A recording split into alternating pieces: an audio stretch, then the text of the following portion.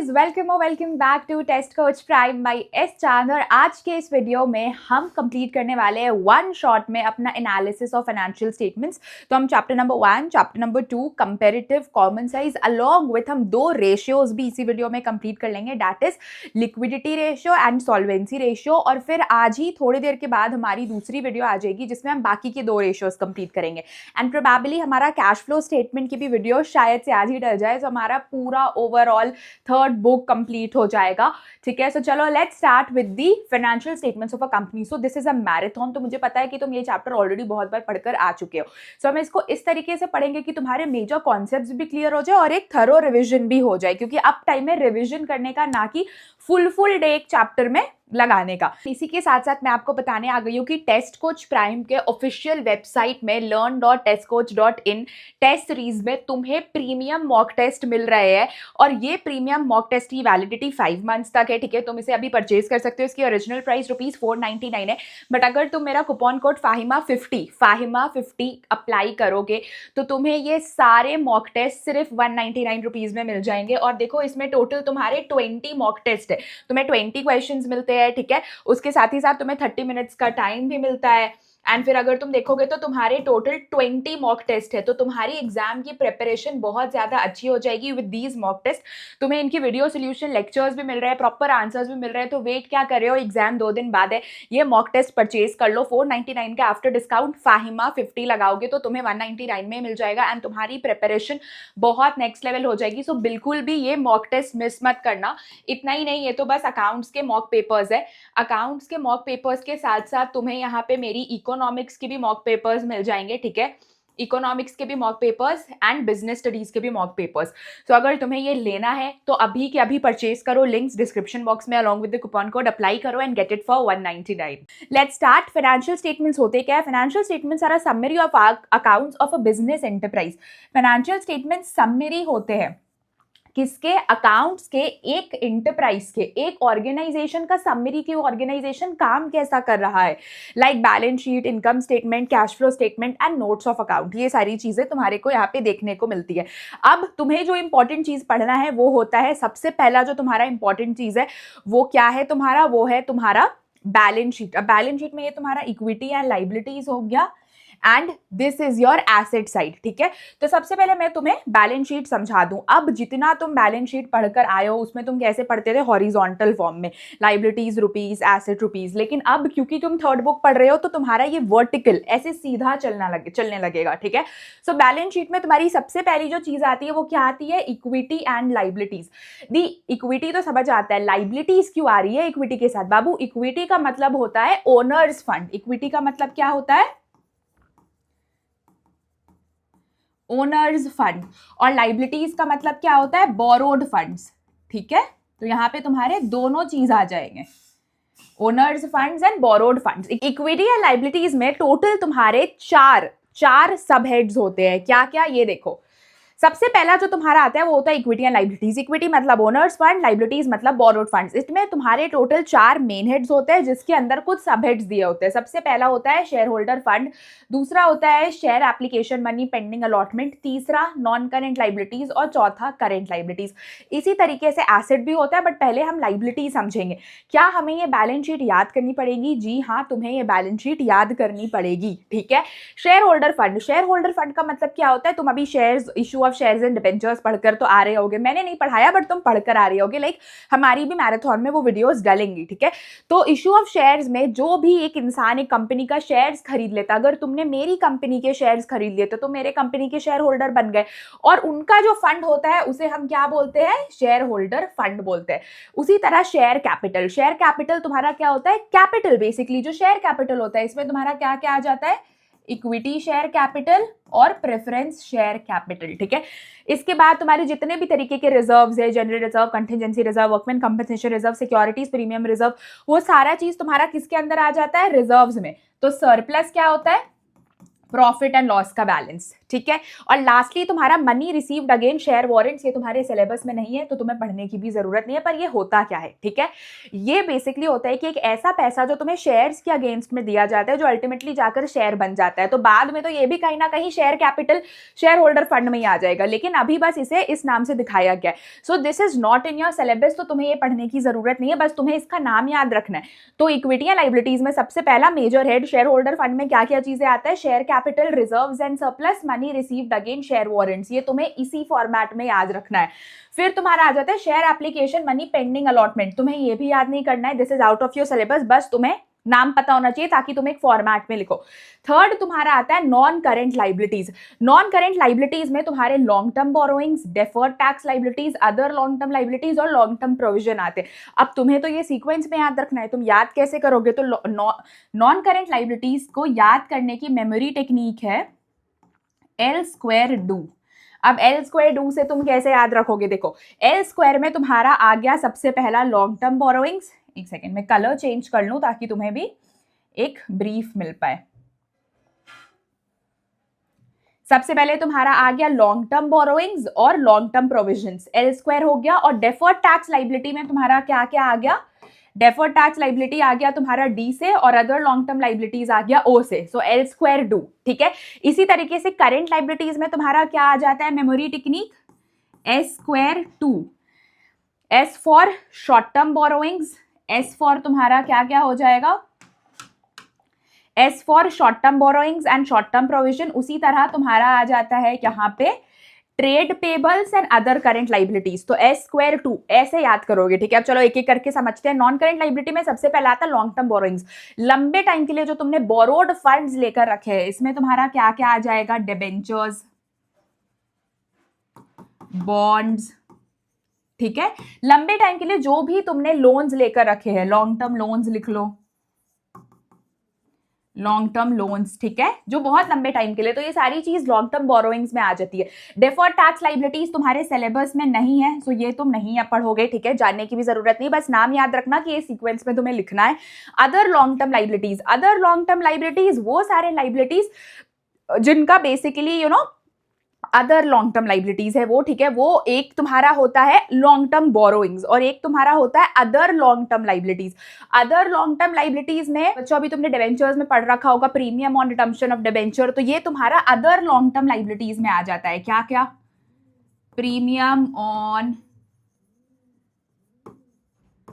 Redemption of debentures, ठीक है, या फिर premium on redemption of preference shares हो गया, ठीक है। Long term provision, long term provision जो तुमने बड़े टाइम के लिए प्रोविजन रखे हैं, जैसे कि प्रोविजन फॉर रिटायरमेंट बेनिफिट्स, किसका, एम्प्लॉय का, ठीक है। तो एम्प्लॉय के लिए तुमने लंबे समय तक एक प्रोविजन बनाकर रखा है उनके रिटायरमेंट के लिए, तो वो सारी चीज तुम्हारी लॉन्ग टर्म प्रोविजन में आ जाती है। तो नॉन करेंट लाइबिलिटीज क्लियर हो गया, कैसे याद करोगे, L squared rule, long term borrowings, long term provision, deferred tax liabilities, other non current liabilities, ठीक है। अदर लॉन्ग टर्म लाइबिलिटीज बोलो या नॉन करेंट बोलो, बात बराबर ही है।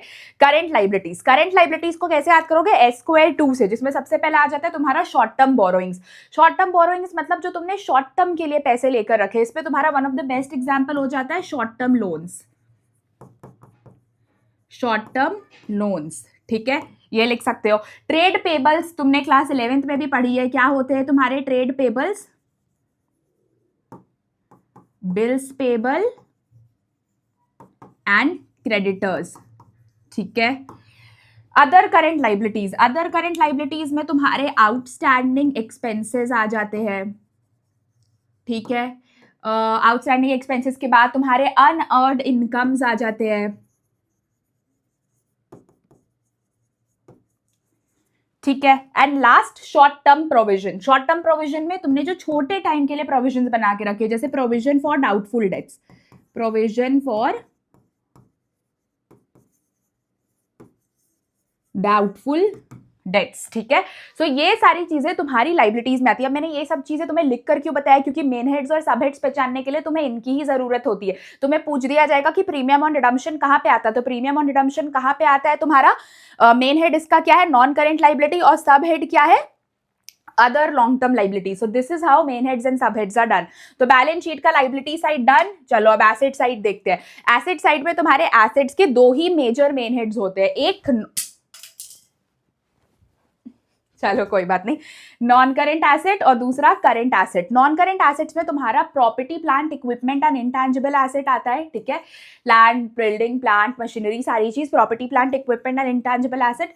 Property, plant and equipment, intangible assets and capital work in progress. ठीक है, इंटैंजिबल एसेट्स, ठीक है,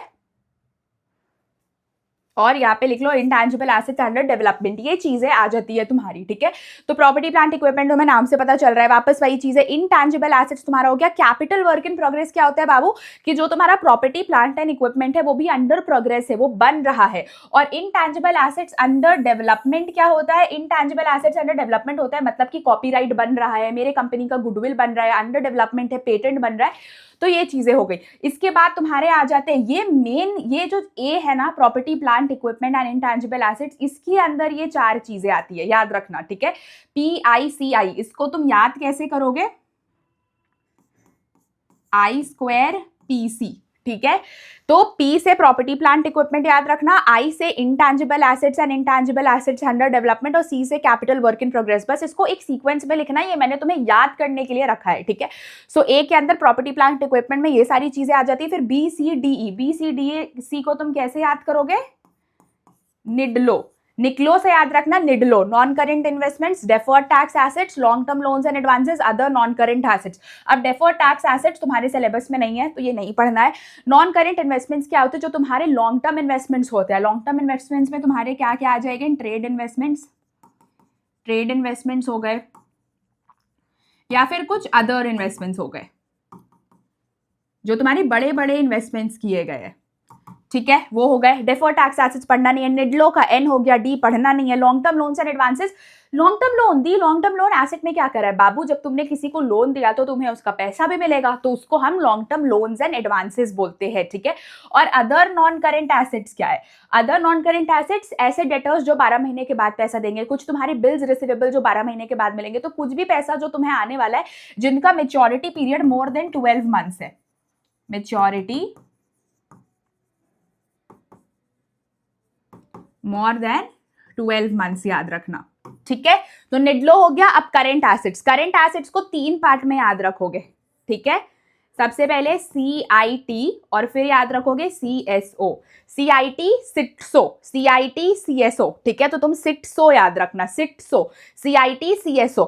करंट इन्वेस्टमेंट्स जो तुम्हारे शॉर्ट टर्म इन्वेस्टमेंट्स होते हैं वो तुम याद कर सकते हो. ठीक है, उसके बाद इन्वेंट्रीज में तुम्हारे करंट इन्वेस्टमेंट्स में तुम सबसे बेस्ट एग्जाम्पल ले सकते हो मार्केटेबल सिक्योरिटीज. ये तुमसे पूछता भी है मेन हेड एंड सब हेड में, तो इसमें तुम्हारा क्या आ जाएगा, मार्केटेबल सिक्योरिटीज. इन्वेंट्रीज बाबू क्या हो गए, इन्वेंट्रीज में तुम्हारे टोटल 5 चीजें आती है. क्या क्या देखो, raw materials, work in progress, finish goods, stock in trade. ठीक है, इसके बाद तुम्हारा आता है लूज टूल्स, और लास्टली स्टोर्स एंड स्पेयर्स.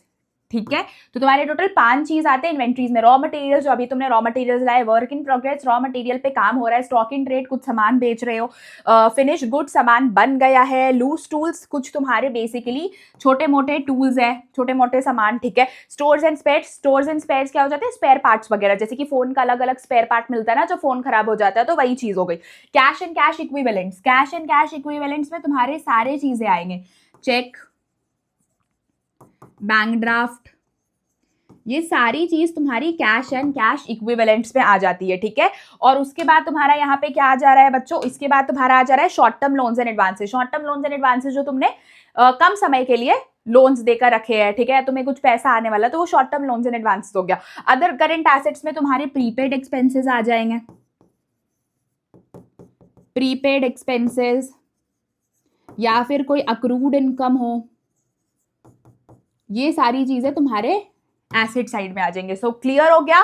सबसे पहले नॉन करेंट एसेट में तुम्हारा प्रॉपर्टी प्लांट इक्विपमेंट के अंदर 4 चीज आते हैं जिसको तुम आई स्क्वायर पीसी से याद रखना। फिर तुम्हारा आ जाता है ये बीसीडी को निडलो से याद कर रखेंगे, non current investments, deferred tax assets, long term loans and advances, other non current assets.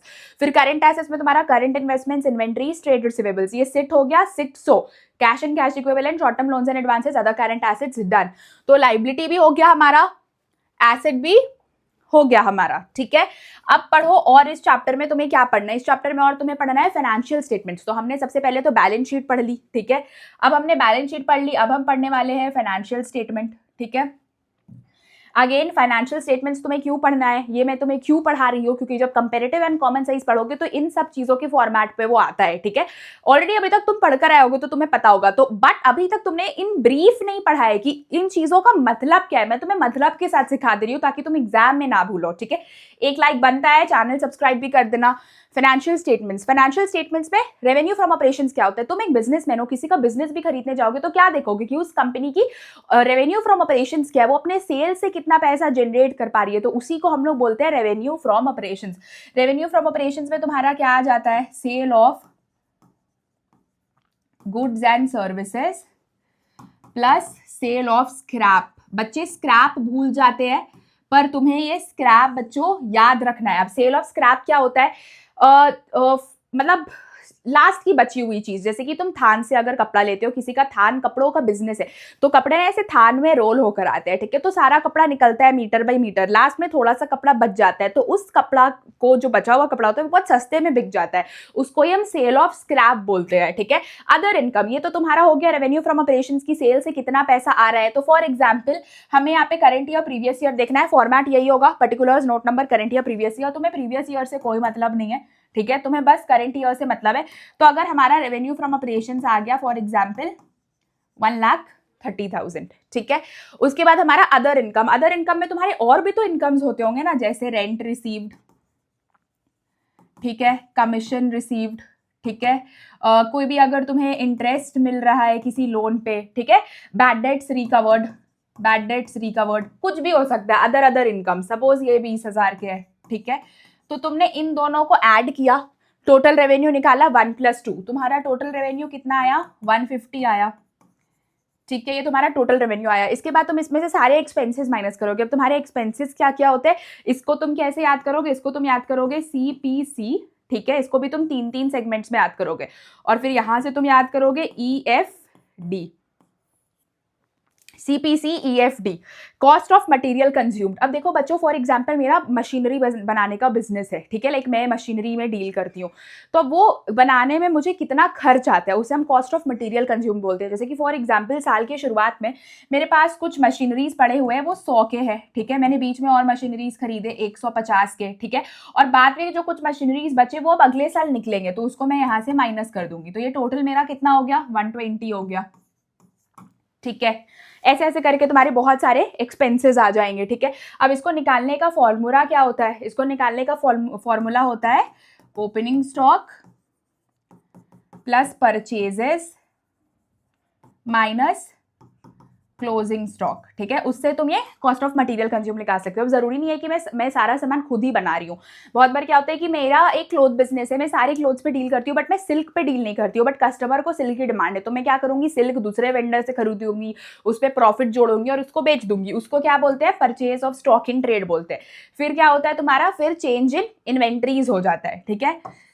Change in inventories क्या हो गया बच्चों, चेंज इन इन्वेंट्रीज में तुम्हारे टोटल 3 चीज आते हैं। क्या क्या आते हैं 3 चीज, सबसे पहला तुम्हारा आता है वर्क इन प्रोग्रेस, फिर तुम्हारा आता है फिनिश्ड गुड्स, और लास्टली तुम्हारा आता है स्टॉक इन ट्रेड। तो याद रखना कि व्हाट इज इन्वेंट्रीज।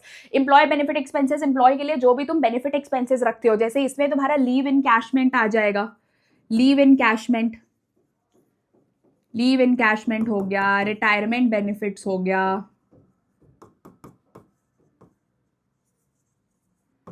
ठीक है, ये सारी चीज हो गई। अब लीव इनकैशमेंट क्या होता है, एक एम्प्लॉय को साल में 12 दिन की छुट्टी दी गई है, पूरे साल में वो 12 बार छुट्टी ले सकता है, बट उसने 6 बार ही ली, तो बाकी की 6 दिनों की छुट्टी के वो पैसे ले लेगा, उसको लीव इनकैशमेंट बोलते हैं। रिटायरमेंट बेनिफिट के एक्सपेंसेस हो गए, कुछ भी ऐसा रिटायरमेंट पे हम बेनिफिट देंगे तो वो सारा एम्प्लॉय बेनिफिट एक्सपेंस हो गया। फाइनेंस कॉस्ट, फाइनेंस कॉस्ट क्या, लोन पे जो इंटरेस्ट लग रहा है। अब अगर तुमने कोई एजेंट की मदद से लोन लिया तो वो एजेंट अपनी फीस लेगा, तो उसको बोरोइंग कॉस्ट बोलते हैं।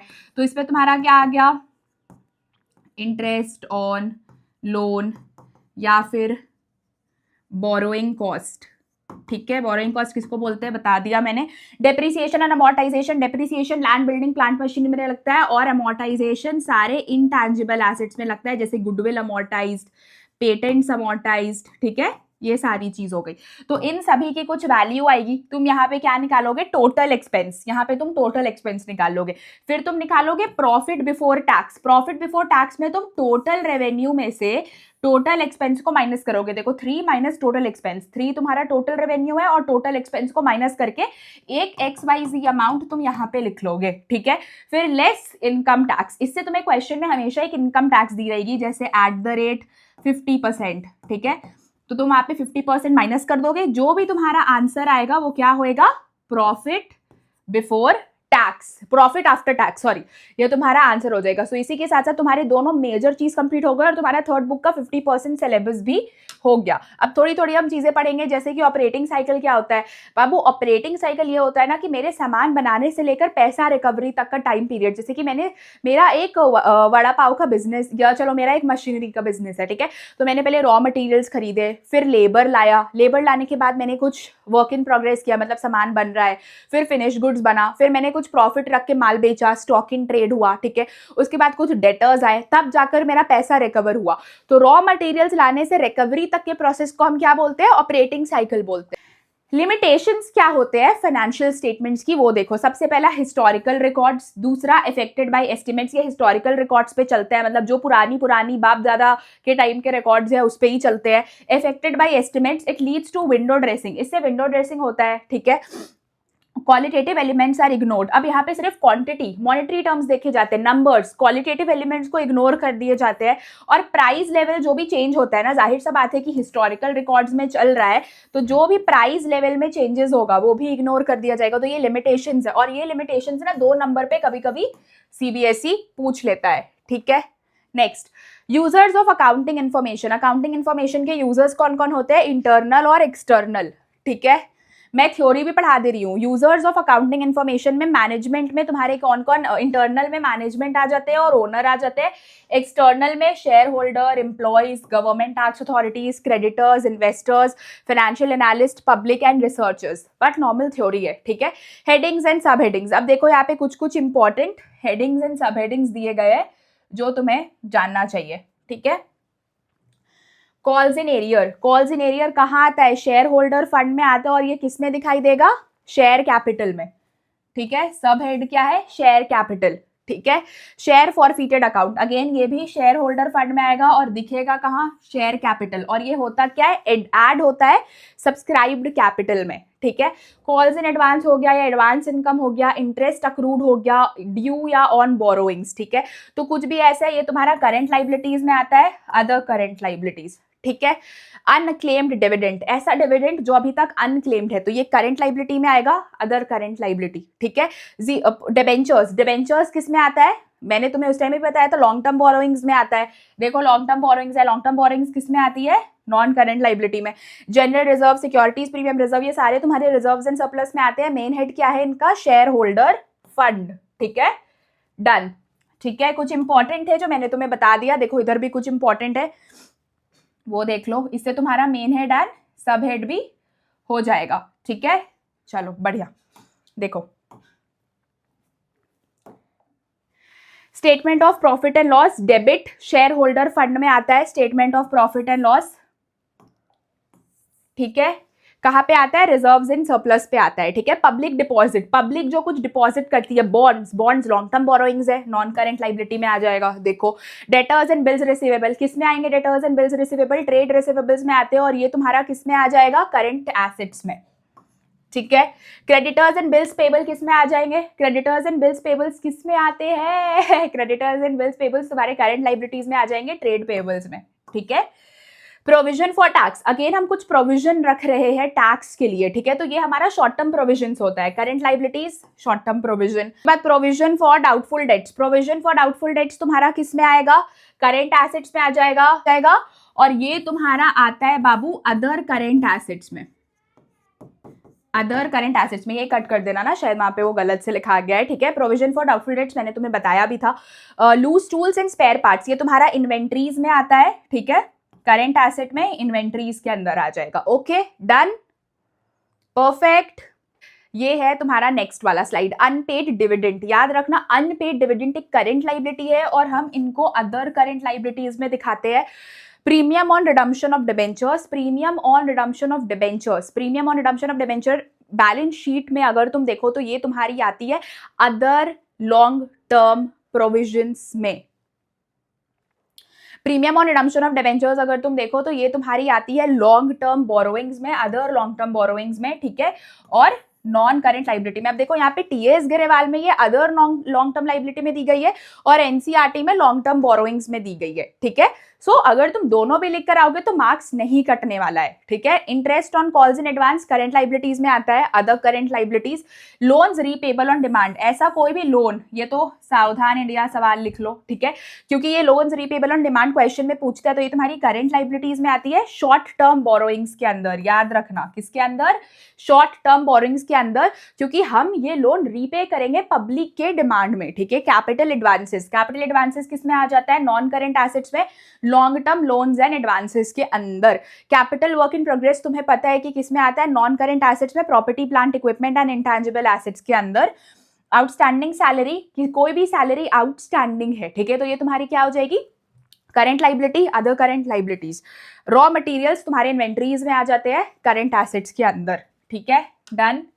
नेक्स्ट हेडिंग्स एंड सब हेडिंग्स, हेडिंग्स एंड सब हेडिंग्स में अगेन कुछ इंपॉर्टेंट चीजें हैं, तो मैं इसके अंदर तुम्हें सारे इंपॉर्टेंट हेडिंग्स एंड सब हेडिंग्स बता दे रही हूँ, ठीक है। Cash and bank balance, marketable securities, cash and bank balance तुम्हारा करंट एसेट्स के अंदर आ जाता है, कैश एंड कैश इक्विवेलेंट्स पे। Goodwill, mining rights, patent, trade, ये सारा तुम्हारा property plant equipment intangible assets में, नॉन करंट एसेट्स में आ जाएगा। Provision for employee benefit, employee के बेनिफिट के लिए हम कोई भी प्रोविजन बना रहे हैं तो हमारे लॉन्ग टर्म प्रोविजन में आते हैं, non current liability. Propose dividend, propose dividend तुम्हारा कहाँ आएगा, तो ये तुम्हारा एक कंटिजेंट लाइबिलिटी है और ये कहीं पे भी मेन हेड और सब हेड में नहीं आता है। इसके लिए हम नोट्स टू अकाउंट बनाते हैं और ये क्वेश्चन भी सीबीएसई तुम्हें देकर फंसाता है।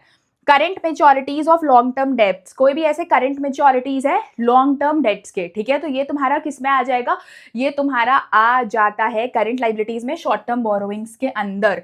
मॉर्टगेज लोन, कोई भी ऐसा मॉर्टगेज लोन है, ये तुम्हारी लॉन्ग टर्म बोरोइंग है, नॉन करंट लाइबिलिटी में आ जाएगी। प्रीपेड इंश्योरेंस, अक्रूड इनकम, कोई भी ऐसे तुमने पहले से इंश्योरेंस पे करके रखा है, कोई इनकम अक्रूड है, ठीक है, तो ये सारी चीज तुम्हारी करंट एसेट्स में आ जाती है, अदर करंट एसेट्स के अंदर, ठीक है। Next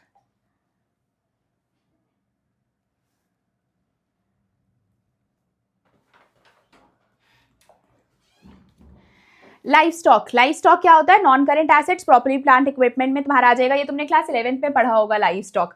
matured debentures, debentures long term borrowings, matured debentures, ठीक है, ये किस में आ जाएंगे, करंट लाइबिलिटीज में आ जाएंगे। देखो अब डिबेंचर सिर्फ बोला जा रहा है तो वो तुम्हारा लॉन्ग टर्म बोरोइंग है, मेच्योर्ड डिबेंचर बोला जा रहा है तो अदर करंट लाइबिलिटीज में आ जाएगा। Capital work in progress, property plant equipment, non current asset. Employees earn leave payable on retirement, employee का कोई भी अर्न लीव जो कि पेबल है रिटायरमेंट में, ये हम किस में ऐड करेंगे, ये हम लॉन्ग टर्म प्रोविजंस में ऐड करेंगे, ठीक है, और ये तुम्हारी नॉन करंट लाइबिलिटी है जो तुमने बहुत टाइम के लिए एम्प्लॉय के लिए बना कर रखी है। और इसी के साथ साथ तुम्हारे सारे major important main heads and sub heads confirm होते हैं, ठीक है, और तुम्हारे 4 नंबर इस मेन हेड और सब हेड वाले चैप्टर में फुल एंड फाइनल बन जाते हैं। Don't forget to like, share and subscribe, और ऐसी और भी वीडियोस के लिए जल्दी से कमेंट कर दो, क्योंकि पूरी दिन अगले 5 दिनों तक तुम्हारे लिए ऐसे ऐसे इंपॉर्टेंट अच्छे अच्छे वीडियोस तुम्हें मिलते रहने वाले हैं। फाइनेंशियल स्टेटमेंट्स एनालिसिस, अब फाइनेंशियल स्टेटमेंट एनालिसिस तुम्हारा चैप्टर नंबर 2 है बेसिकली, और इससे तुम्हारे थ्योरी आते हैं। तो एनालिसिस ऑफ फाइनेंशियल स्टेटमेंट क्या है, एक सिस्टमैटिक प्रोसेस है of analysing the financial information in the financial statements to understand and take economic decisions. एक सिस्टमैटिक प्रोसेस है जिससे हम फाइनेंशियल स्टेटमेंट्स को एनालाइज करते हैं, फाइनेंशियल इंफॉर्मेशन देखते हैं कंपनी की, कोई भी एक ऐसा इकोनॉमिक डिसीजन लेने के लिए, ठीक है। Tools of analysis of financial statement, क्या क्या टूल्स है फाइनेंशियल स्टेटमेंट्स को एनालिसिस करने के लिए? Comparative and common size statement, ratio analysis and cash flow statement, major components इस बुक के, ठीक है। चलो अब ये जो यहाँ पे तुम्हें दिख रहा है, इससे एमसीक्यूज पूछे जाते हैं एग्जाम में। जो तुम्हारे 4 नंबर के एमसीक्यूज आते हैं ना थर्ड बुक के, वो इससे आते हैं। External types of financial statement analysis, क्या क्या फाइनेंशियल स्टेटमेंट एनालिसिस का होता है? Number 1 is external analysis. External analysis क्या होता है? External analysis is conducted by those who do not have access to detailed records of an enterprise. External analysis वो लोग कंडक्ट करते हैं जिनके पास एक एंटरप्राइज का डिटेल्ड रिकॉर्ड्स नहीं है, मतलब बस ऊपर ऊपर के रिकॉर्ड्स है, ठीक है। And therefore have to depend on published accounts, और उनको पब्लिश्ड अकाउंट्स पे डिपेंड करना पड़ेगा, जैसे statement of profit and loss, balance sheet, directors, auditors report, such type of analysis. और ऐसे एनालिसिस कौन करते हैं? Investors, lenders, creditors, government agencies and research scholars. तो एक्सटर्नल एनालिसिस क्या होता है कि जब हम रिपोर्ट्स के थ्रू, पब्लिश रिपोर्ट्स के थ्रू एनालिसिस करते हैं, हमारे पास एक इन ब्रीफ रिकॉर्ड्स नहीं होते और डिटेल रिकॉर्ड्स पे बिलीव करना पड़ता है। करते कौन है? Investors, lenders, creditors, government agencies and research scholars, ठीक है। और हम इसमें बैलेंस शीट देखते हैं, प्रॉफिट एंड लॉस देखते हैं, ये सारी चीज देखते हैं। इंटरनल एनालिसिस में डिटेल्ड एनालिसिस होता है। Internal analysis is conducted by the management. यहाँ पे मैनेजमेंट ही, बिजनेस का जो मैनेजमेंट है, मेन पर्सन है, वो लोग ही करते हैं। फाइनेंशियल पोजिशन और ऑपरेशनल एफिशिएंसी को देखने के लिए the important feature of such analysis and management has access to all the information of the enterprise. यहाँ पे देखो, एक्सटर्नल में जितना मिल रहा है उतना पे ही खुश रखो, इंटरनल में सारा चीजें देखते हैं इन डेप्थ, ठीक है। और ये डिटेल्ड और एक्सटेंसिव और एक्यूरेट है। तो तुमसे ना एग्जाम में इनके फीचर्स दे दिए जाएंगे और बोलेंगे कि बताओ कौन सा एक्सटर्नल एनालिसिस है या इंटरनल एनालिसिस है। हॉरिजॉन्टल और डायनेमिक एनालिसिस क्या होता है? This analysis is made to review and analyze financial statements for a number of years. It is a time series analysis. यहाँ पे हम हॉरिजॉन्टल एनालिसिस में फाइनेंशियल स्टेटमेंट को नंबर ऑफ ईयर्स के लिए, बहुत लंबे टाइम के लिए एनालाइज करते रखते हैं, और ये एक टाइम सीरीज एनालिसिस है। तो तुमसे क्वेश्चन पूछेगा what is a time series analysis, तो तुम्हें लिखना है horizontal analysis. It shows comparison of financial data for several years. याद रखना, जो बहुत लंबे टाइम तक चल रहा है, सेवरल ईयर्स के लिए चल रहा है और हम उनको बहुत टाइम के लिए कर रहे हैं, टाइम बेसिस सीरीज है, वो हॉरिजॉन्टल सीरीज है। कंपैरेटिव स्टेटमेंट्स तुम्हारा एक इसका बेस्ट एग्जाम्पल है। और वर्टिकल क्या होता है? Vertical, this analysis is made to review and analyze the financial statement of 1 year only. Vertical में हम 1 ईयर के लिए करते हैं, हॉरिजॉन्टल में सेवरल ईयर के लिए करते हैं। It is cross sectional analysis. और देखो, जब तुम्हें पूछेगा what is cross sectional analysis, तब तुम आंसर में वर्टिकल लिखोगे, टाइम सीरीज बोलेगा तो हॉरिजॉन्टल लिखोगे। वर्टिकल 1 साल के लिए होता है, हॉरिजॉन्टल बहुत साल के लिए होता है, ठीक है। और वर्टिकल का बेस्ट एग्जाम्पल तुम्हारा क्या होता है? Ratio analysis of the financial statements relating to particular accounting year is an example of this type. तो इसका बेस्ट एग्जाम्पल क्या है? रेशियो एनालिसिस होता है, ठीक है। सो ये तुम्हें याद रखना है। इंट्रा फर्म कंपैरिजन और इंटर फर्म कंपैरिजन क्या होता है? इंट्रा फर्म कंपैरिजन होता है कि a comparison of financial variables of an enterprise over a period of a time, ठीक है। कंपैरिजन हम करते हैं किसका? फाइनेंशियल वेरिएबल्स का एक एंटरप्राइज का over a period of a time is called as intra firm comparison. इनको हम टाइम सीरीज एनालिसिस भी बोलते हैं। और इंटर फर्म कंपैरिजन क्या होता है? हम यहाँ पे 2 या 2 से ज्यादा एंटरप्राइज को कंपेयर करते हैं, उनके फाइनेंशियल फैक्टर्स को देखते हैं एक कंपिटिटिव पोजिशंस देखने के लिए, ठीक है। अब लिमिटेशंस ऑफ फाइनेंशियल स्टेटमेंट क्या क्या आ जाता है? अगेन हिस्टोरिकल एनालिसिस है, प्राइस लेवल जो तुमने पहले पढ़ा था वही है, क्वालिटेटिव इग्नोर कर दिया जाता है, लिमिटेशंस होते हैं बहुत सारे, not free from biases, window dressing हो जाती है, ठीक है। अब comparative and common size statement हम देख लेते हैं। We will only have a rough analysis, क्योंकि ये तुम ऑलरेडी बहुत बार पढ़ के आ चुके हैं, तुम्हें बस रिविजन चाहिए, ठीक है। कंपैरेटिव स्टेटमेंट्स क्या होते हैं? Comparative statements is a document used to compare a particular financial statement. Comparative statement एक डॉक्यूमेंट है जिससे हम एक पर्टिकुलर फाइनेंशियल स्टेटमेंट को कंपेयर करते हैं with prior period statements. Previous financials are presented alongside the latest figure, जिसमें हमें करंट ईयर, प्रीवियस ईयर दे दी जाती है। हम दोनों के बीच का एक डिफरेंस निकाल के परसेंटेज कैलकुलेट कर देते हैं, ठीक है। और इससे हमें पता चल जाता है कि कंपनी की अभी पोजिशन क्या है, ठीक है। फिर ये तुम्हारा कंपैरिजन है जो हमने ऑलरेडी देख लिया, ठीक है। कंपैरेटिव बैलेंस शीट क्या होती है? Comparative statement, a document where previous financials are presented alongside the latest figures in side by side columns, enabling investors to easily track a company's progress, जो मैंने तुम्हें बताया। अब देखो, कंपैरेटिव कॉमन साइज, तब में तुम्हें 2 तरीके की चीज बनानी पड़ती है, एक प्रॉफिट एंड लॉस है और एक बैलेंस शीट। इसलिए मैंने तुम्हें पहली फर्स्ट जब हमने स्टार्ट किया था तो ही प्रॉफिट एंड लॉस और बैलेंस शीट पढ़ा दिया था। अब देखो, this is your comparative balance sheet, ठीक है। ये तुम्हारी कंपेरेटिव बैलेंस शीट है। कंपेरेटिव बैलेंस शीट तुम्हारी क्या आ जाती है, कंपेरेटिव बैलेंस शीट में तुम्हारी लाइक पूरी ये बैलेंस शीट आ जाती है, इक्विटी एंड लाइबिलिटीज, लाइबिलिटी वाली पूरी चीज, और फिर इधर देखो ये एसेट वाली पूरी चीज।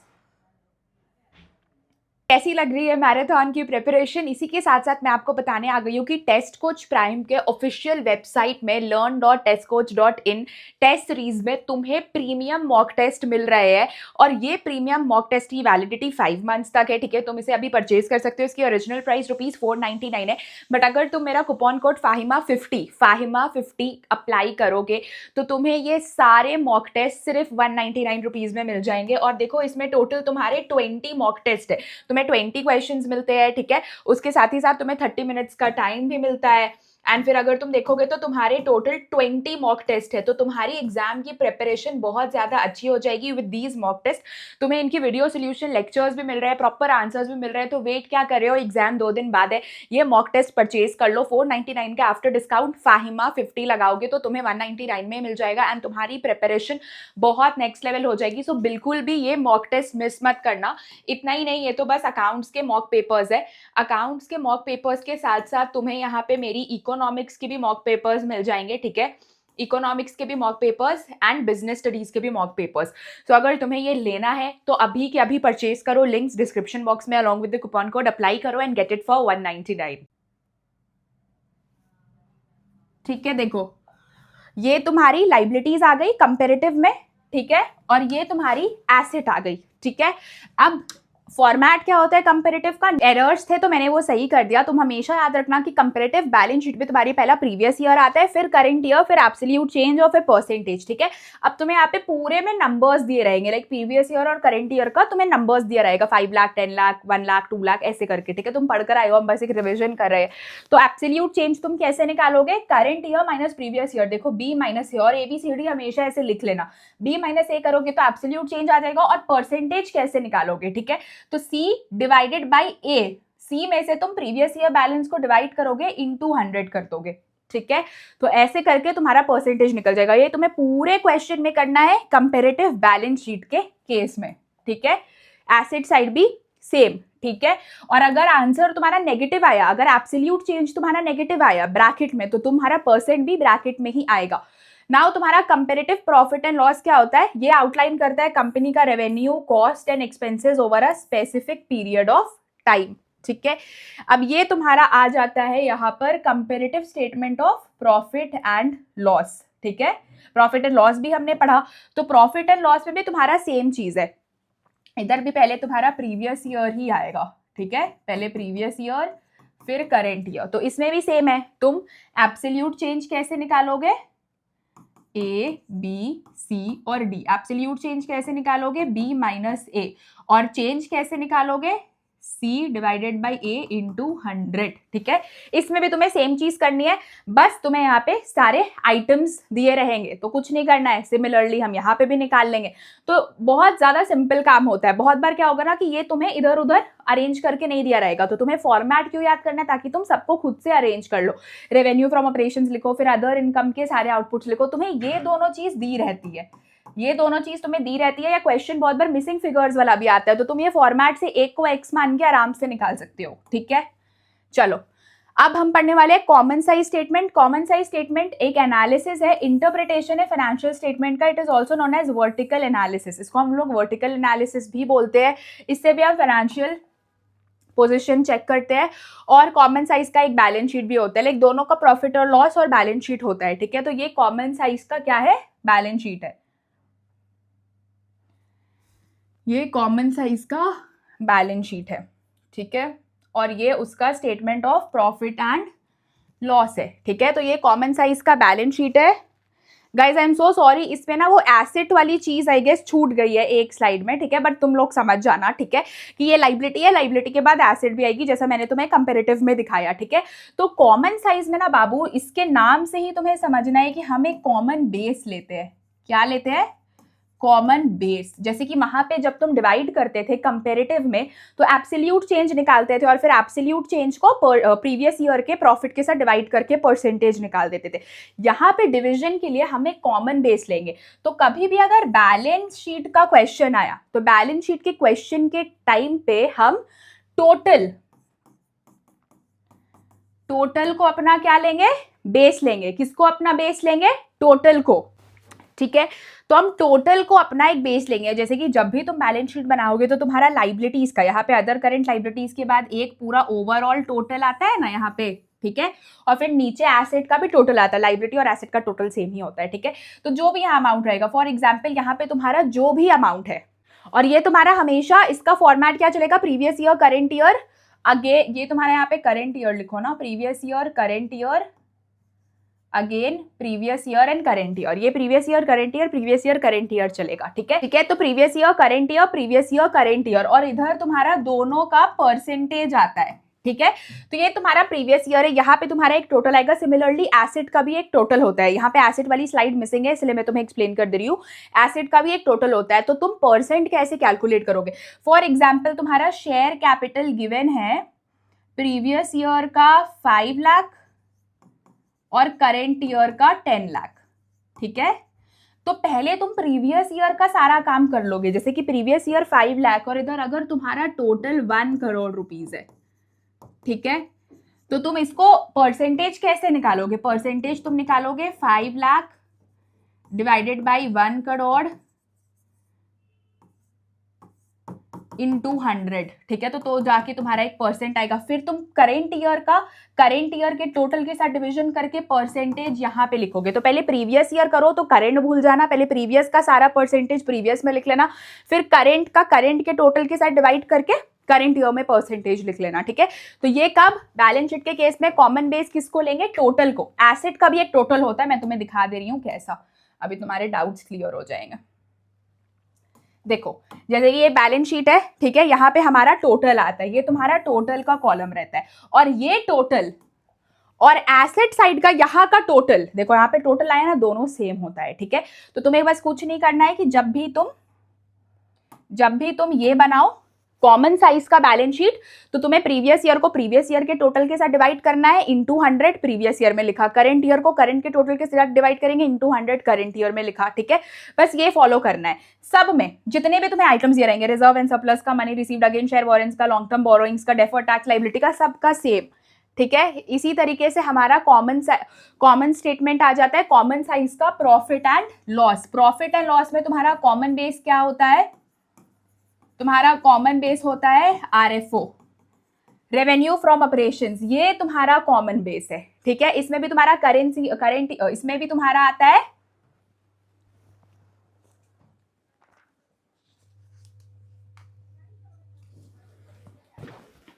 ये भी तुम चेंज कर लो बच्चों, प्रीवियस ईयर,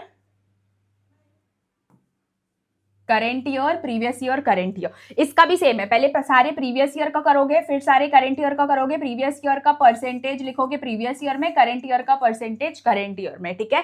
तो यहाँ पे भी तुम्हें सारी चीजें दी रहेगी। तुम बेस किसको मानोगे, रेवेन्यू फ्रॉम ऑपरेशंस को। चलो जैसे कि यहाँ पे देख लो, प्रीवियस ईयर है 10 लाख, करंट ईयर है 20 लाख, प्रीवियस ईयर है 5 लाख, करंट ईयर है 10 लाख, प्रीवियस ईयर है 3 लाख, करंट ईयर है 6 लाख, प्रीवियस ईयर है 4 लाख, करंट ईयर है 8 लाख। मैं तुम्हें 4 का एग्जाम्पल लेकर बताती हूँ, ठीक है। हमारा बेस क्या है, रेवेन्यू फ्रॉम ऑपरेशंस। तो जब तुम प्रीवियस ईयर का करोगे, जब प्रीवियस ईयर का यहाँ पे निकालोगे तो क्या लिखोगे, 10 lakh divided by 10 lakh into 100। तो ये ना तुम्हारा हमेशा 100% आएगा रेवेन्यू फ्रॉम ऑपरेशन का, क्योंकि 10 को तुम रेवेन्यू फ्रॉम ऑपरेशन से डिवाइड कर रहे हो। Similarly 20 lakh divided by 20 lakh करोगे इंटू 100, तो ये भी 100% आएगा, सिर्फ रेवेन्यू फ्रॉम ऑपरेशन के केस में। बट जब अदर इनकम करोगे तो अदर इनकम में यहाँ पे तो तुम्हारा ये टोटल रेवेन्यू आ जाएगा ना। देखो टोटल रेवेन्यू में तुम्हारा क्या आ जाएगा, टोटल रेवेन्यू में 10 + 5 15 लाख आ जाएगा और इधर 30 लाख आ जाएगा, ठीक है। देखो फॉर्मेट के साथ जाना है, A + B का टोटल रेवेन्यू निकालेंगे, ठीक है। तो अब जब हम दूसरे वाले का अदर इनकम का कैलकुलेट करेंगे तो क्या हो जाएगा, 5 लाख डिवाइडेड बाई, किससे डिवाइड करेंगे, रेवेन्यू फ्रॉम ऑपरेशन से, 10 लाख इंटू 100, जो भी परसेंट आएगा वो तुम लिख लेना। सिमिलरली जब करंट ईयर का है तो 10 lakh divided by 20 lakh, 10 lakhs divided by 20 lakhs into 100, so on। इस तरीके से करना है। कब? जब तुम्हें प्रॉफिट एंड लॉस दिया रहे और मैंने तुम्हें बैलेंस शीट का बता दिया। और याद रखना, प्रीवियस ईयर पहले, करंट ईयर बाद में, फिर प्रीवियस ईयर, करंट ईयर। इसी के साथ साथ तुम्हारा कॉमन साइज स्टेटमेंट कंप्लीट हो जाता है। अब जल्दी से हेडिंग क्या लिखोगे? बड़ा बड़ा हेडिंग लिखो।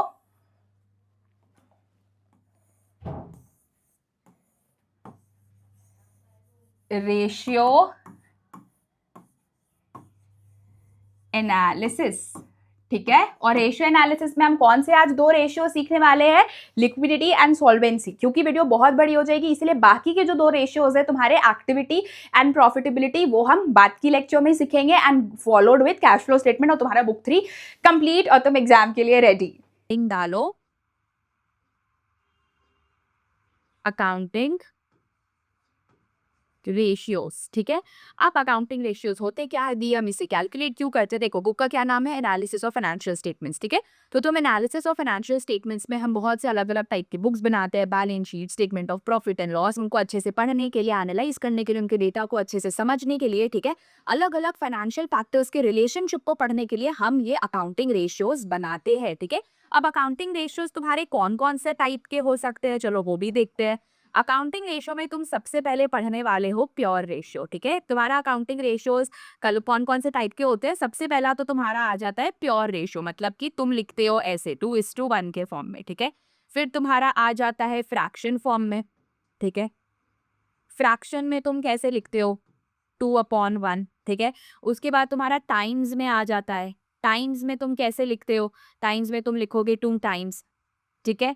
फिर तुम्हारा आ जाता है परसेंटेज। परसेंटेज में तुम कैसे लिखोगे? 200%, ठीक है। तो इन इन तरीकों से तुम रेशियोज को दिखा सकते हो, अपने फाइनल आंसर्स को दिखा सकते हो, चाहे वो प्योर रेशियो हो, फ्रैक्शन हो, टाइम्स हो और परसेंटेज हो।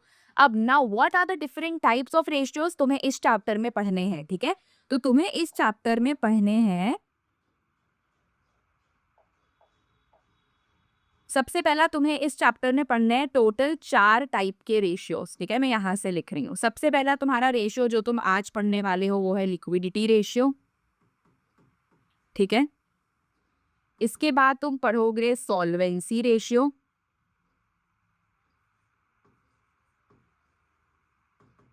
फिर तुम क्या पढ़ने वाले हो? इसमें तुम पढ़ोगे एक्टिविटी रेशियो, या तुम इसको टर्नओवर रेशियो भी बोल सकते हो, ठीक है। Activity ratio. और लास्टली तुम पढ़ोगे प्रॉफिटेबिलिटी रेशियो।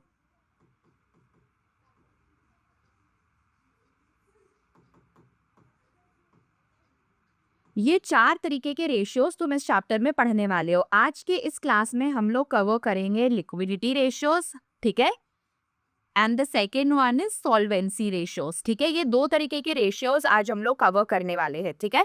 अब लिक्विडिटी रेशियोज तुम कैसे निकालते हो? देखो, लिक्विडिटी रेशियोज तो सबसे पहला तुम्हें कंपनी का शॉर्ट टर्म पोजिशन बताता है। क्या बताता है? शॉर्ट टर्म पोजिशंस, मतलब कंपनी कितनी लिक्विड है अपने शॉर्ट टर्म ऑब्लिगेशंस को पूरे करने के लिए, अपने करंट लाइबिलिटीज का पेमेंट करने के लिए, ठीक है। तो ये जो तुम्हारा लिक्विडिटी रेशियो है ना, ये सिर्फ करंट लाइबिलिटीज के ही अराउंड रिवॉल्व करेगा, ठीक है। ये शॉर्ट टर्म ऑब्लिगेशंस के ऊपर होता है कि कंपनी कितनी ज्यादा रिस्पॉन्सिबल है अपने शॉर्ट टर्म ऑब्लिगेशंस को पूरे करने के लिए, ठीक है। लिक्विडिटी रेशियो में तुम 2 चीजों के बारे में पढ़ोगे। सबसे पहला तुम पढ़ोगे करंट रेशियो,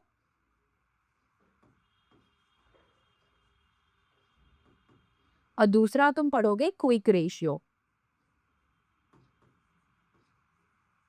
तुम ये 2 रेशियोज पढ़ने वाले हो लिक्विडिटी रेशियो के अंदर। तो लिक्विडिटी रेशियो के अंदर कौन से 2 रेशियोज आते हैं? Current ratio and quick ratio, ठीक है। करंट रेशियो में बेसिकली करंट रेशियो तुम निकालोगे कैसे? इसका फॉर्मूला होता है current asset bye current liabilities. तुम ऐसे निकालते हो करंट रेशियो। कैसे निकालोगे? Current assets divided by current liability से तुम्हारा क्या निकल जाएगा? करंट रेशियो निकल जाएगा, ठीक है। करंट रेशियो का तुम्हारा आइडियल रेशियो क्या होता है? ये सब तुम्हें छोटी छोटी चीजें याद रखनी है।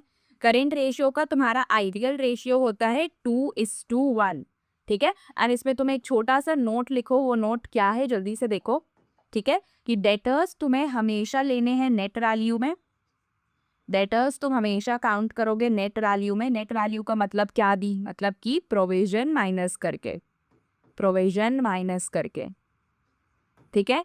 इसके बाद तुम्हें और क्या देखना है वो देखो।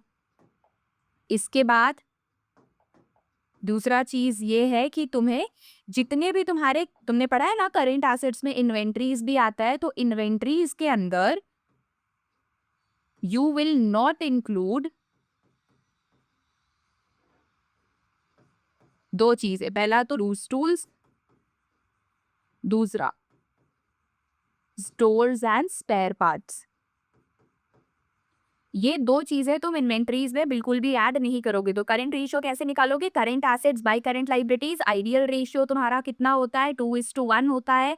डेटर्स नेट वैल्यू पे लेना, और इन्वेंट्रीज में you don't have to include in spare parts and loose tools, ठीक है। ये होता है तुम्हारा करंट रेशियो। वहाँ पे आइडियल रेशियो अपने 2:1 क्यों लिखा है, अब देखो अगर तुम्हारी आइडियल रेशियो 2:1 मैंने क्यों लिखा है, तुम्हारे 2:1 में अगर तुम्हारी लाइबिलिटी 1 है तो तुम्हारे एसेट्स 2 के होने चाहिए, तब तो तुम लाइबिलिटी का पेमेंट कर पाओगे ना। 3:1 में 3 का एसेट, 1 का लाइबिलिटी, ये 10:1 नहीं जाना चाहिए। मतलब कि या तो फिर तुमने बहुत उधारी में काम दे करके रखा है, या तो तुम्हारे पास बहुत ज्यादा स्टॉक बच रहा है। तो 2:1 हो, 3:1 हो, ये सारा चीज बढ़िया है, ठीक है। बहुत ज्यादा भी नहीं होना चाहिए, बहुत कम भी नहीं होना चाहिए, ठीक है। Now this is your current ratio. अब हम लोग पढ़ेंगे क्विक रेशियो। क्विक रेशियो का तुम्हारा बेसिकली क्या फॉर्मूला होता है, यहाँ पे देखो, ये मैं यहाँ पे ऐसे नीचे दिखा रही हूँ ना, क्विक रेशियो का फॉर्मूला, ये मैं इरेज कर देती हूँ इधर से। क्विक रेशियो, क्विक रेशियो तुम कैसे निकालोगे, क्विक रेशियो का फॉर्मूला होता है quick assets divided by current liabilities. CL क्या होती है, करंट लाइबिलिटीज। अब मैं शॉर्ट फॉर्म यूज करूंगी, सो तुम्हें पता होना चाहिए what I am trying to teach, ठीक है। अब दिए क्विक एसेट क्या है, क्विक एसेट में तुम्हारे 3 चीज आते हैं। क्या क्या 3 चीज, सबसे पहला करंट एसेट माइनस तुम इसमें से करने वाले हो प्रीपेड एक्सपेंसेस,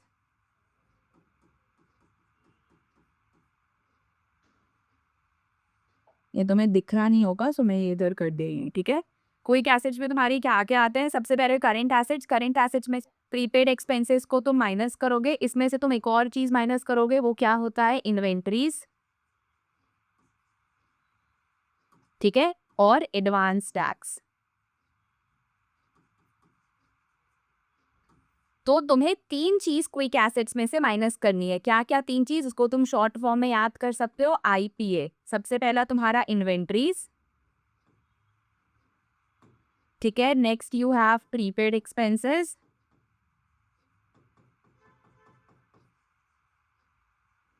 एंड लास्टली तुम्हारा एडवांस टैक्स। यूजुअली क्वेश्चन में एडवांस टैक्स नहीं होता है तुम्हारे, यूजुअली ये दो टर्म ही होते हैं, inventories and prepaid expenses. So this is your quick asset. अब दी जब हमने यहाँ पे करंट रेशियो निकाला ही, ठीक है, हमने करंट रेशियो निकाला ही, तो फिर हमें ये क्विक रेशियो की क्या जरूरत पड़ गई। देखो जो तुम्हारे करंट एसेट्स होते हैं ना, करंट एसेट्स वो कैश में कन्वर्ट होते हैं 12 मंथ्स में, 1 साल में, ठीक है। अगर हमें और भी शॉर्ट टर्म पोजीशन देखनी है कि अरे भैया 3 महीने का शॉर्ट टर्म पोजीशन बताओ, तो वहां पे तुम्हारा काम आता है क्विक एसेट, क्योंकि क्विक एसेट तुम्हारा 3 महीने में ही कैश में कन्वर्ट हो जाते हैं, इसीलिए करंट रेशियो अलग दी गई है और क्विक रेशियो अलग दी गई है। आई होप तुम्हें ये क्लियर हो गया होगा। अब दी आपने पहले यहाँ पे प्रीपेड एक्सपेंसेस लिखा, फिर इन्वेंट्रीज लिखा, कोई बात नहीं, तू पहले इन्वेंट्रीज लिख देना, चलो मैं ही कर दूं इसको।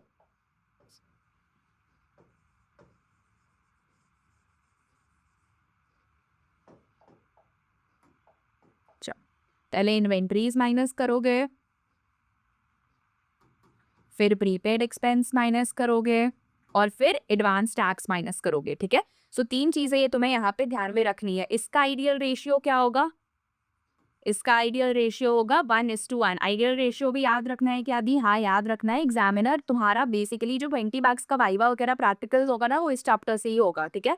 सो ये याद रखना है। सो 2 रेशियोज आज हमने क्या क्या पढ़े, current ratio and quick ratio, और ये दोनों किसके अंडर आते हैं, ये दोनों किसके अंडर आते हैं, ये दोनों तुम्हारे आते हैं लिक्विडिटी रेशियो के अंडर, ठीक है।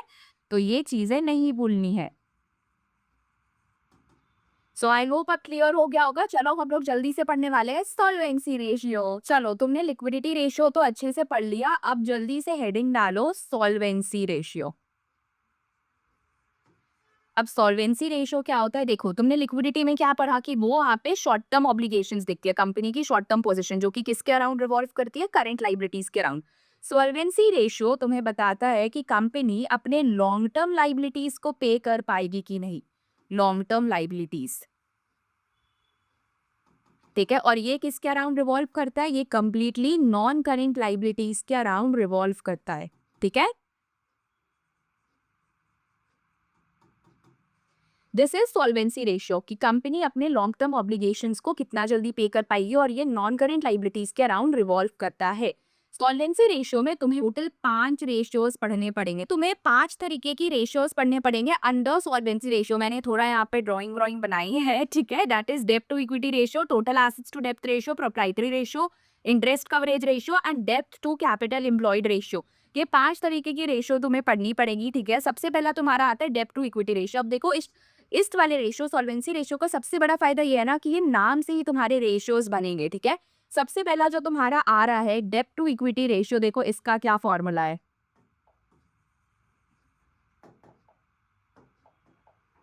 डेब्ट टू इक्विटी रेशियो का क्या फॉर्मूला है, डेब्ट divided by equity.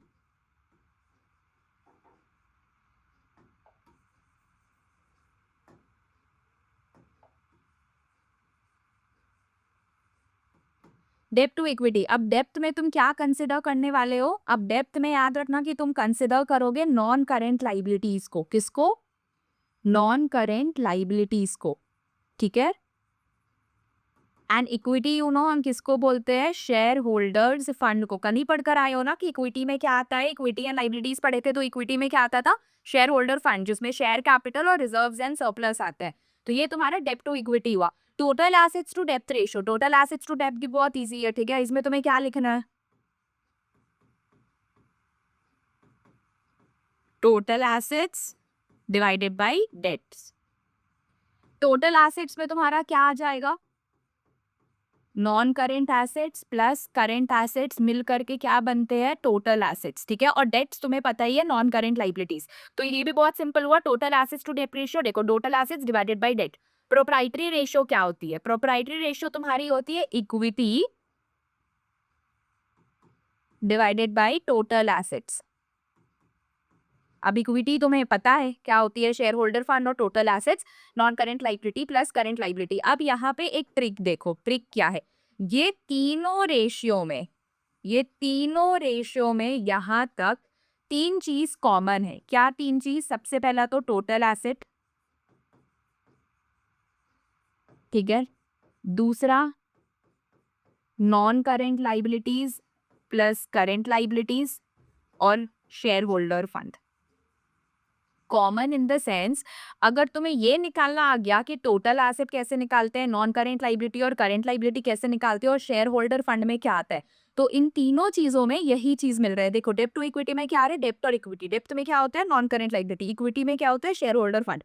Total assets to डेब्ट में क्या आ रहा है, total assets divided by debt. Total asset में क्या आता है, नॉन करेंट एसेट्स। तो टोटल एसेट्स क्या होता है, non current assets plus current assets. Debt में क्या आता है, नॉन करेंट लाइबिलिटीज, ठीक है। Equity divided by total assets, proprietary ratio क्या हो गया, इक्विटी बाय टोटल एसेट्स। तो इक्विटी शेयर होल्डर फंड हो गया, और टोटल एसेट्स वही तुम्हारा नॉन करेंट एसेट और करेंट एसेट। तो यहाँ पे तुम्हारा ये 3 चीज कॉमन ही है कहीं ना कहीं, मतलब तीनों में से कुछ ना कुछ का मिक्सचर तीनों में आ रहा है, ठीक है। सो तुम्हें एक ये चीज याद रखनी है। अब इसके बाद तुम्हारा क्या आ जाता है, इसके बाद तुम्हारा आ जा रहा है इंटरेस्ट कवरेज रेशियो।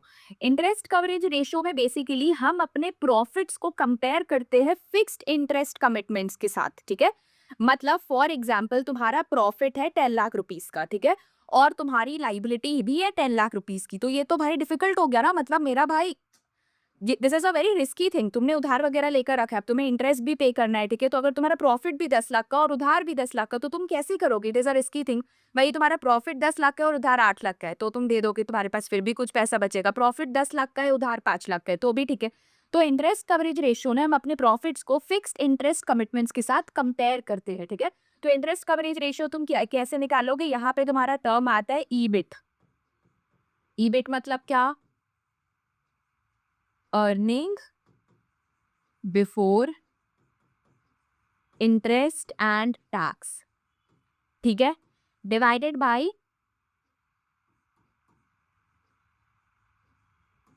इंटरेस्ट। ठीक है, तो ये तुम्हारा आ गया interest coverage ratio, EBIT, earning before interest and tax divided by interest charge. तुम्हें इंटरेस्ट दिया रहेगा क्वेश्चन में, वो ही। ठीक है, लास्ट तुम्हारा आ जाता है डेप्ट टू कैपिटल एम्प्लॉयड। ये मैं नीचे दिखा रही हूँ। ठीक है, डेप्ट टू कैपिटल एम्प्लॉयड क्या हुआ, ये भी बहुत सिंपल है। यहाँ पे भी तुम्हें क्या करना है, debt divided by capital employed. ये सारा चीज तुम्हारा नाम से ही देखो हो रहा है। ठीक है, debt divided by capital employed. Debt में क्या आता है, नॉन करेंट लाइबिलिटीज, ये मैंने तुम्हें बता दिया। डेट में तुम्हें क्या कंसिडर करना है, नॉन करेंट लाइबिलिटीज। और कैपिटल एम्प्लॉयड, गो वाला कैपिटल एम्प्लॉयड नहीं है जो पार्टनरशिप में पढ़कर आए हो, ये कैपिटल एम्प्लॉयड थोड़ा अलग होता है। ठीक है, कैपिटल एम्प्लॉयड ना दो तरीकों से तुम निकाल सकते हो, एक लाइबिलिटी साइड अप्रोच से, ठीक है, और एक एसेट साइड अप्रोच से। ठीक है, अगर लाइबिलिटी साइड अप्रोच से निकालोगे तो कैसे निकालोगे, share holder fund plus non current liability. ठीक है, और अगर एसेट साइड अप्रोच से निकालोगे तो कैसे निकालोगे, देखो, non current asset plus current asset minus current liability. ठीक है, अब मैं तुम्हें एक और चीज बता दूं, तुम यहाँ पे वर्किंग नोट लिखना। ठीक है, बहुत बार ना तुम्हें ये चीज एग्जाम में पूछता है। ठीक है, ये एक छोटी सी यहाँ पे चीज लिखो जो मैं तुम्हें लिखवा रही हूँ। क्या है वो चीज, देख भी लो। बहुत बार ना वर्किंग कैपिटल भी एग्जाम में पूछा जाता है। ठीक है, वर्किंग कैपिटल, वर्किंग कैपिटल का फॉर्मूला, वर्किंग कैपिटल हम लोग कैसे निकालते हैं, current assets minus current liabilities. ठीक है, तो अब देखो, बैक टू डेब्ट टू कैपिटल एम्प्लॉयड। डेब्ट टू कैपिटल एम्प्लॉयड में वापस तुम्हें क्या चीज देखनी है, लाइबिलिटी साइड अप्रोच से अगर तुम कैपिटल एम्प्लॉयड निकालोगे तो शेयर होल्डर फंड और नॉन करेंट लाइबिलिटी को ऐड कर देना। लेकिन अगर तुम एसेट साइड अप्रोच ले रहे हो, क्वेश्चन अब जैसा दे, वो क्वेश्चन सीबीएसई वालों के ऊपर है। बहुत बार हो गया लाइबिलिटी वाले अमाउंट्स या फिर फिगर्स दे दिए, या हो गया एसेट वाले दे दिए। अभी जब हम क्वेश्चन करेंगे ना तो तुम्हें क्लियर हो जाएगा। तो एसेट में या तो तुम नॉन करेंट एसेट्स और करेंट एसेट्स को ऐड करके करेंट लाइबिलिटी माइनस कर देना। नॉन करेंट एसेट्स और करेंट एसेट्स को बहुत बार तुम्हारे स्कूल में दिया जाएगा in the name of total assets. ठीक है, तो तुम्हें ये अलग अलग बाइफरकेट करना पड़ेगा, या तो ऐसे इसका तुम एक और ये और में लेकर चलो। पहला वाला अप्रोच क्या है, non current asset plus current asset minus current liability. दूसरा वाला क्या है, टोटल एसेट्स में से करेंट लाइबिलिटीज माइनस कर दोगे, क्योंकि टोटल एसेट भी तो नॉन करेंट और करेंट का ही मिक्सचर हुआ। ठीक है, इसके बाद नंबर 3 तुम्हारा क्या आता है वो देखो। इसके बाद तुम्हारा एक और नंबर 3 आ जाएगा। देखो, current assets minus current liabilities, हमने अभी क्या पढ़ा, current assets minus current liability को हम क्या बोलते हैं, वर्किंग कैपिटल। ठीक है, तो तुम्हारा तुम यहाँ एक और चीज लिख सकते हो, क्या लिख सकते हो, non current assets, non current assets working capital, क्योंकि current assets minus current liabilities को हम वर्किंग कैपिटल बोलते हैं। तो ये 3 तरीके के अप्रोचेस है। ठीक है, एसेट साइड में याद रखना, सब कुछ एक जगह पे ले आया। सॉल्वेंसी रेशियो क्या देखते हैं हम लोग, लॉन्ग टर्म पेमेंट ऑब्लिगेशंस देखते हैं कि कंपनी लॉन्ग टर्म लाइबिलिटीज कब चुका पाएगी, कब क्लियर कर पाएगी। ठीक है, इसमें तुम्हें 5 तरीके के रेशियोज पढ़ने। डेब्ट टू इक्विटी का फॉर्मूला क्या हुआ, डेब्ट अपॉन इक्विटी। ठीक है, जिसमें डेब्ट का मतलब क्या होता है, नॉन करेंट लाइबिलिटीज, और equity consist of share holder funds. Share holder funds में क्या क्या आते हैं, शेयर कैपिटल, जिसमें equity share capital and preference share capital and reserves and surplus. Next तुम्हारा आ जाता है टोटल एसेट्स टू डेप्थ रेशियो। टोटल एसेट्स टू डेप्थ, नाम से ही तुम्हें पता है टोटल एसेट्स बाय डेप्थ। ठीक है, टोटल एसेट्स में तुम्हारा non current asset plus current asset, और डेप्थ में तुम्हें पता है कि क्या होता है, non current liabilities. Next is your proprietary ratio. Proprietary ratio तुम्हें बस थोड़ी सी याद रखनी पड़ेगी, क्योंकि प्रोप्राइटरी रेशियो में ना तुम्हारा equity divided by total assets आ जाता है। ठीक है, अब equity divided by total assets, equity by total assets थोड़ा सा अलग है उसके नाम से, तो तुम्हें बस ये थोड़ा याद रखना पड़ेगा। इक्विटी में अगेन शेयर होल्डर फंड, और टोटल एसेट्स में तुम्हारा non current assets plus current assets. Interest coverage ratio तुम्हारा EBIT, earning before interest and tab on interest charge. डेब्ट टू कैपिटल एम्प्लॉयड रेशियो, डेब्ट टू कैपिटल एम्प्लॉयड रेशियो में dates divided by capital employed, ये भी नाम के ही जैसा है। डेट्स में तुम नॉन करेंट लाइबिलिटी लिखोगे, और कैपिटल एम्प्लॉयड मैंने तुम्हें 2 तरीके से सिखाई। लाइबिलिटी साइड अप्रोच में share holder fund plus non current liability. ठीक है, याद रखना। और एसेट साइड अप्रोच में तुम्हें 3 तरीके से क्वेश्चन घुमा सकता है, या तो नॉन करेंट एसेट प्लस करके करेंट लाइबिलिटी माइनस करो, या तो टोटल एसेट्स में से करेंट लाइबिलिटी माइनस करो, क्योंकि नॉन करेंट एसेट और करेंट एसेट का हम टोटल एसेट बोलेंगे ना, माइनस करंट लाइबिलिटी, वही current asset minus current liability को नेक्स्ट केस में वर्किंग कैपिटल। वर्किंग कैपिटल याद रखना है current asset minus current liabilities, ठीक है। आई होप क्वेश्चन देखने के बाद तुम्हें थोड़ा बहुत और मजा आए and we can enjoy together, ठीक है। देखो क्वेश्चन क्या है, पी बाई क्यू से सारे सीबीएसई कैसे क्वेश्चंस देता है इस चैप्टर से। X limited has a current ratio of 3.5:1, ठीक है। एक्स लिमिटेड का करंट रेशियो कितना दे दिया गया है, 3.5:1 and a quick ratio of 2:1। अब देखो इन्होंने क्या किया कि इन्होंने ये नहीं बोला तुम्हें कि करंट रेशियो निकालो और क्विक रेशियो निकालो, इन्होंने करंट रेशियो और क्विक रेशियो दे दिया है, ठीक है। If excess of current assets over quick asset is represented by inventories of 16,000 and a prepaid expense of 8,000। अब ये तुम्हें क्या बोल रहे हैं ना कि इन्होंने इन्वेंटरीज और प्रीपेड एक्सपेंसेस के अमाउंट्स दे दिए, इन्वेंट्री 16,000 का, प्रीपेड एक्सपेंस 8,000 का। ये तुम्हें बोल रहे हैं करंट लाइबिलिटीज जोड़कर दिखाओ, करंट एसेट्स जोड़कर दिखाओ और क्विक एसेट्स जोड़कर दिखाओ। क्वेश्चन कैसे करना है चलो मैं तुम्हें समझाती हूँ। सबसे पहले तुम सबको ओपन अप करोगे, ठीक है। सबसे पहले तुम करंट रेशियो यहाँ पे लिखोगे, करंट रेशियो। करंट रेशियो का तुम्हारा फॉर्मूला क्या होता है, current assets bye current liabilities, ठीक है। और फिर एक लाइन ड्रॉ कर लेना, यहाँ पे तुम लिखोगे क्विक रेशियो, ठीक है। क्विक रेशियो का फॉर्मूला तुम्हारा क्या होता है, quick assets divided by current liabilities, ठीक है। ये तुम्हारा फॉर्मूला बेसिकली होता है। तो करंट रेशियो में उन्होंने तुम्हें करंट रेशियो दे दी है 3.5:1, इसको जल्दी से यहाँ पे लिख लो, 3.5:1। थोड़ा बहुत यहाँ पे मैथ्स काम आता है, ठीक है। अब ये तुम्हें बोल रहा है कि मुझे करंट लाइबिलिटीज, करंट एसेट्स और क्विक एसेट्स ढूंढ कर दिखाओ, ठीक है। तो हमें तो पता नहीं है करंट एसेट्स क्या है और करंट लाइबिलिटीज क्या है, ठीक है। तो सबसे पहले तो इन दोनों को तुम क्रॉस मल्टीप्लाई कर लो, ठीक है। ये हमारा एक फिगर सॉल्व हो जाएगा। तो क्रॉस मल्टीप्लाई करते क्या आएगा, 3.5 CL current liabilities is equal to current assets, ठीक है। इसको एक इक्वेशन बनाकर रख लो, ठीक है।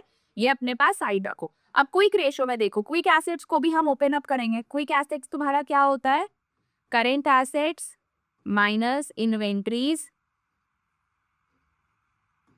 माइनस प्रीपेड एक्सपेंस,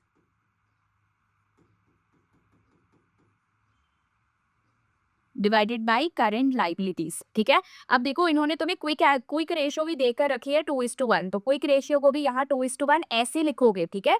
3.5:1 है तो ये फ्रैक्शन फॉर्म में लिखना, ओके। चलो इसको भी क्रॉस मल्टीप्लाई करो, कितना आ जाएगा, इधर आ जाएगा 2 current liabilities is equal to CA minus inventories minus prepaid expenses,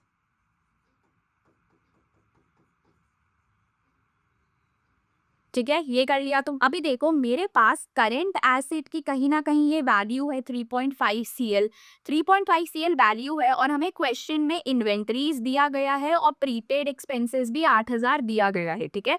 तो हम यहाँ पे उसे लिख देंगे क्विक रेशियो में, ठीक है। तो 2 CL को तुम ऐसे ही रहने दो, 2 करंट लाइबिलिटीज 2 CL, इसको ऐसे ही रहने दो।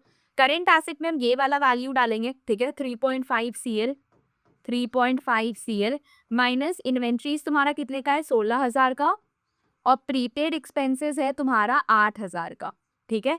तो ये तुम्हारा कितना आ गया, 3.5 CL minus 16 minus 8, minus minus तो प्लस हो जाएगा, तो ये ओवरऑल तो तुम्हारा 24,000 आएगा, माइनस 24,000।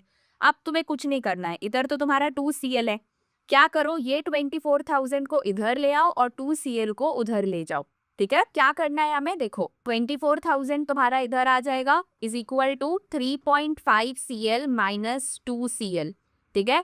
तो 24,000 तुम्हारा इधर आया इज इक्वल टू 3.5 में से 2 माइनस करोगे तो 1.5 CL बचेगा।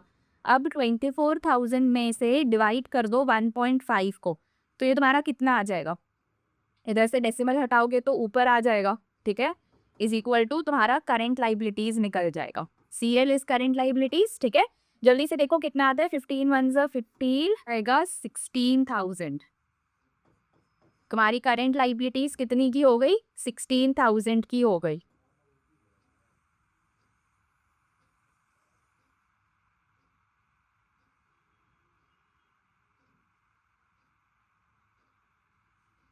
ठीक है, ये दिख रहा है। करंट लाइबिलिटीज हमारा निकल गया, करंट लाइबिलिटीज कितना निकला हमारा, 16,000, ठीक है।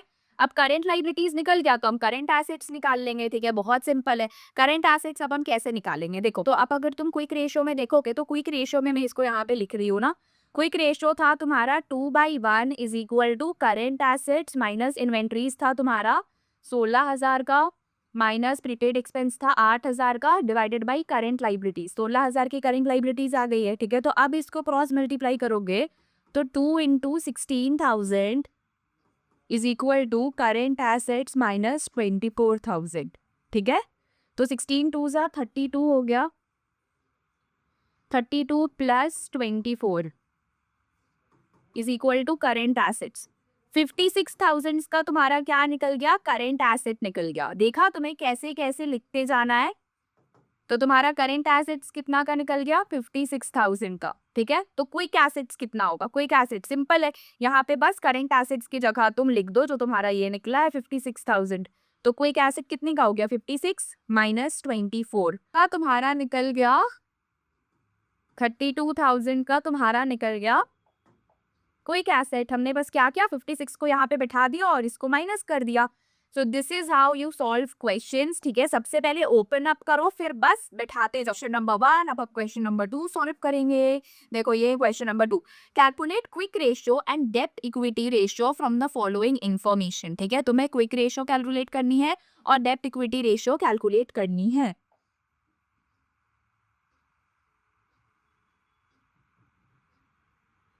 चलो कैसे कैसे कैलकुलेट करेंगे, सबसे पहला तुम क्विक रेशियो को ओपन अप करो। क्विक रेशियो, क्विक रेशियो का फॉर्मूला क्या होता है, क्विक एसेट्स का हम डायरेक्ट फॉर्मूला लिखेंगे, हम क्विक एसेट्स नहीं लिख रहे हैं, ठीक है। Current assets minus inventories minus prepaid expense.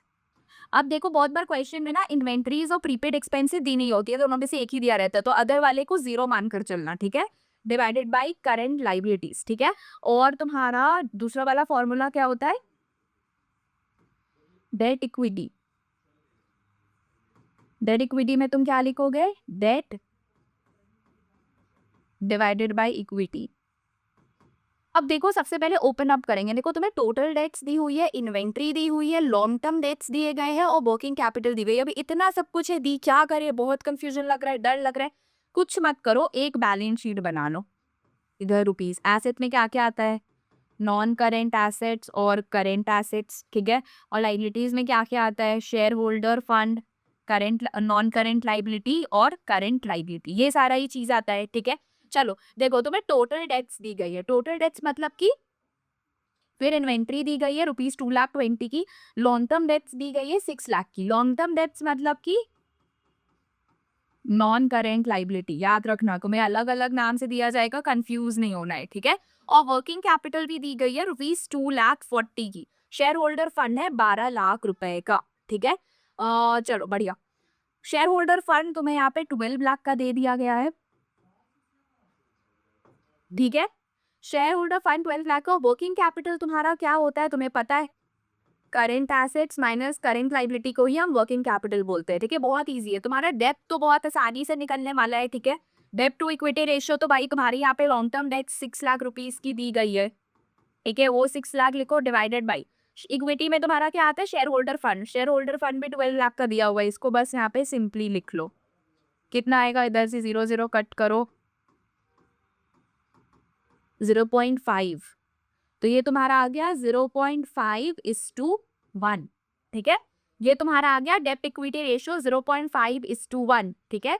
ये हो गया, तो हमारा एक चीज तो निकल गया, हमारा ये तो निकल गया। अब तुम्हें निकालना है क्विक रेशियो। क्विक रेशियो तुम कैसे निकालोगे, ठीक है।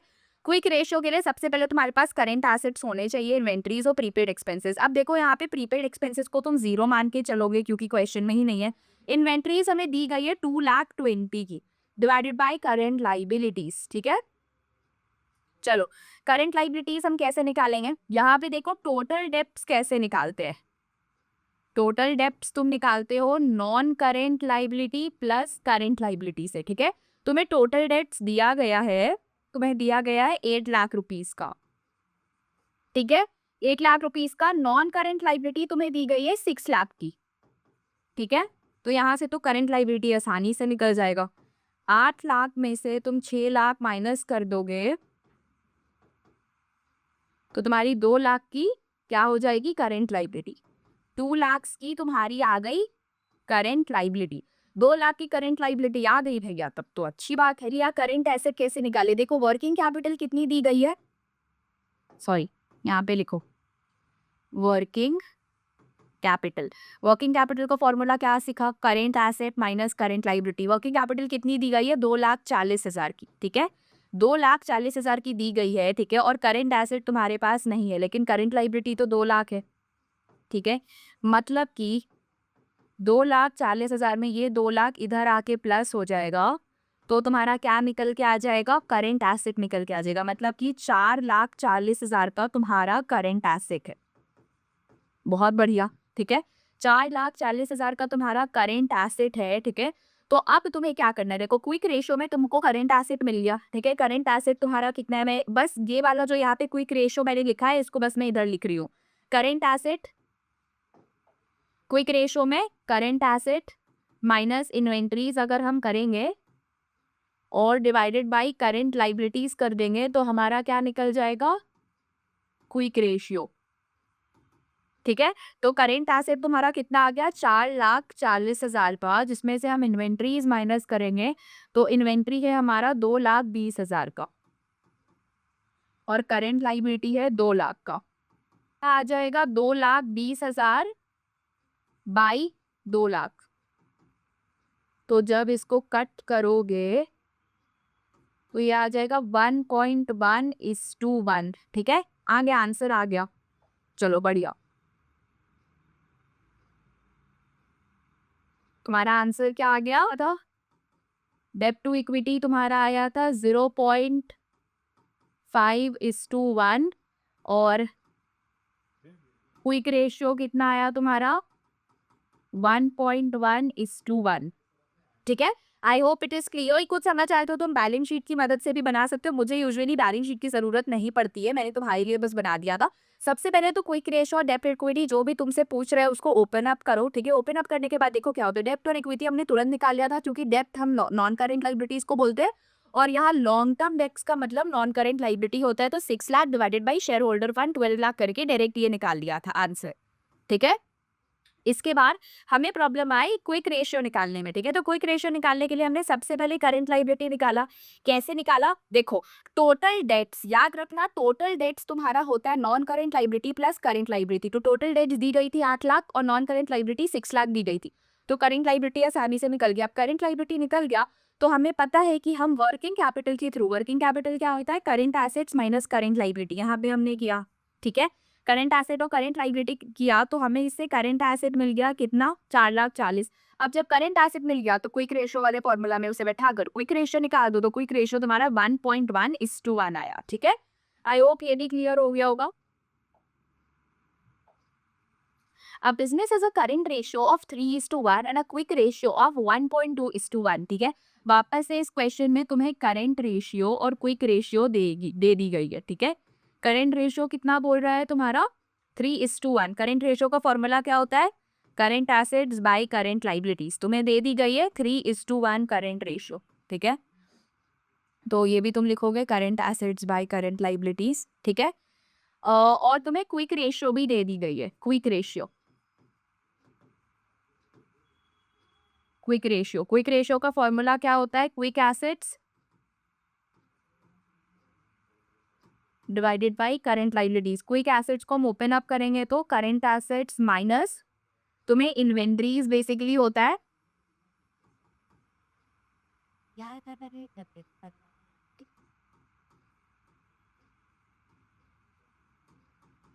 Minus prepaid expenses divided by current liabilities. ये तुम्हारा बेसिकली फॉर्मूलाज जो हमने ओपन अप किया, ठीक है।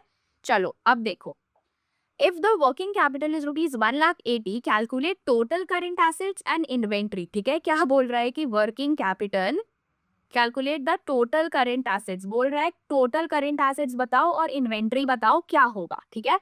तो इस केस में हम क्या करेंगे, अब देखो सबसे पहले हम अपना इक्वेशन बनाते हैं। अगर तुम इधर अगर तुम इधर क्रॉस मल्टीप्लिकेशन करोगे तो ये तुम्हारा क्या आ जाएगा, 3CL 3 current liabilities is equal to current assets. ठीक है, ये तुम अपना इक्वेशन मान लेकर चलो। ठीक है, और इधर जब तुम देखोगे ना क्विक रेशियो में, तो इधर क्या करना पड़ेगा, देखो क्विक रेशियो में भी क्विक रेशियो हमें दी गई है। क्विक रेशियो कितनी दी गई है, 1.2:1 इस। ठीक है, अब यहाँ पे तुम क्या करोगे, तुम एक और चीज कर लो। देखो तुम्हें वर्किंग कैपिटल दी गई है, ठीक है, तो वर्किंग कैपिटल बेसिकली क्या होता है, current assets minus current liabilities.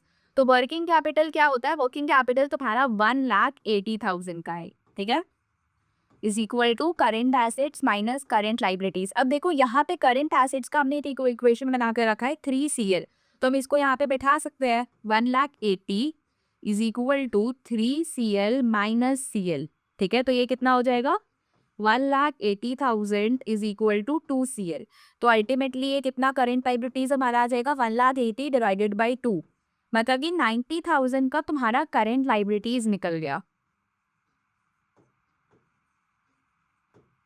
ठीक है, 90,000 का करेंट लाइबिलिटीज निकल गया। तो अब अगर हम यहाँ पे इसे रखेंगे वर्किंग कैपिटल वाले अगर हम इसे फॉर्मूला में रखेंगे, तो working capital is equal to current assets minus current liabilities. Working capital हमारे पास 1,80,000 दी गई है। ठीक है, इसमें से करेंट एसेट्स की तो वैल्यू हमें पता नहीं, पर करेंट लाइबिलिटीज 90 है। ठीक है, तो 180 में हम 90 को इधर लाकर प्लस कर देंगे तो हमारा करेंट एसेट्स निकल जाएगा। ठीक है, मतलब 2,70,000 का हमारा करेंट एसेट्स है। ठीक है, करेंट एसेट्स भी निकल गया। ठीक है, तो करेंट एसेट्स हमारा कितना आ गया, 2,70,000। ठीक है, अब हमें बस इन्वेंट्री निकालनी है। इन्वेंट्री निकालना और भी सिंपल है, और सिंपल कैसे है, चलो इधर देखो। Quick assets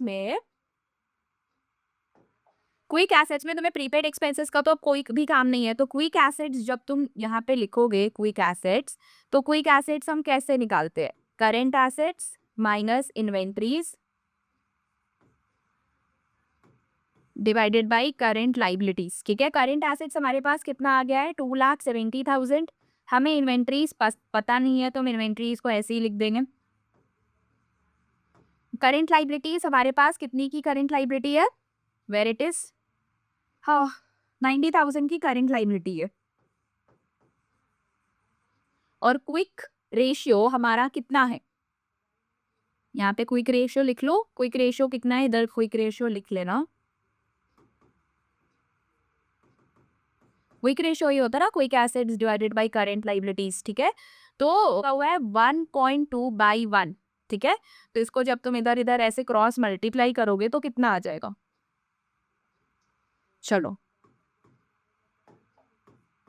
1.2 into 90 is equal to 2,70,000 minus inventories.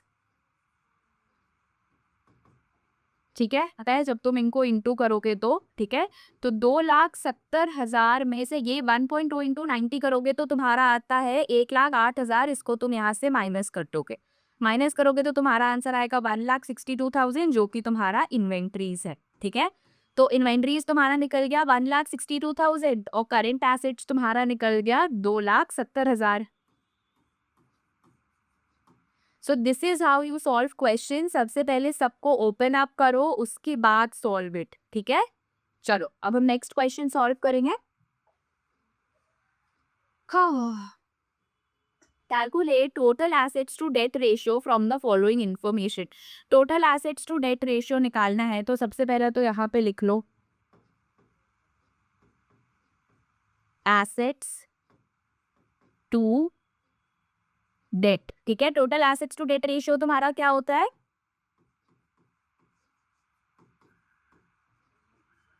Total assets non current liabilities. Debt को ही हम क्या बोलते हैं, नॉन करेंट लाइबिलिटीज। ब्रैकेट में डेट भी लिख लो, पता चला तुम लोग भूल गए। ठीक है, चलो ये हमें निकालना है। अब हमें क्या क्या दी गई है, शेयर होल्डर फंड दी गई है, टोटल डेट्स दी गई है और करेंट लाइबिलिटीज दी गई है। ठीक है, देखो टोटल डेट्स दी गई है,